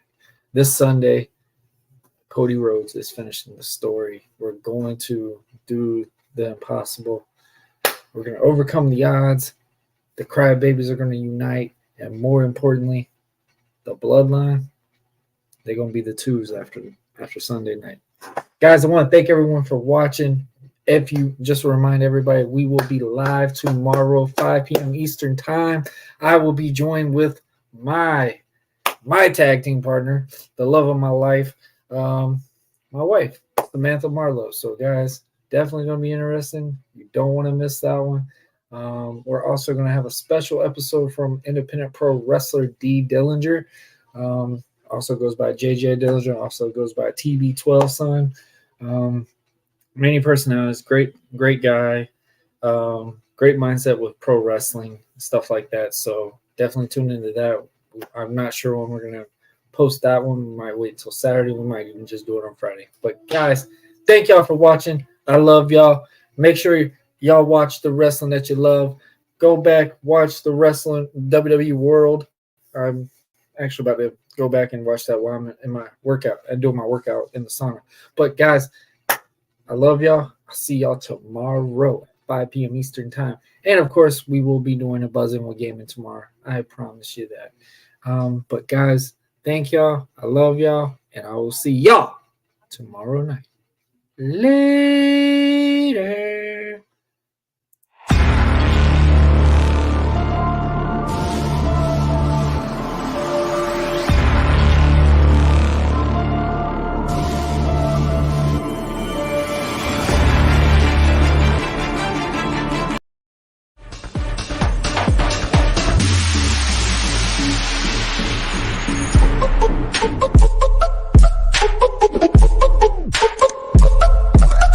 Have you always aspired to be a professional wrestler? Do you think you have what it takes to step through these ropes and take your place among the immortals? Well, now you have an opportunity. Join us at the DCCW training facility at Harvest Ministries in McClenny, Florida. There you will be put to the test and challenged like you have never been challenged before. If you think you have what it takes, prove it to the world, but most importantly, prove it to yourself.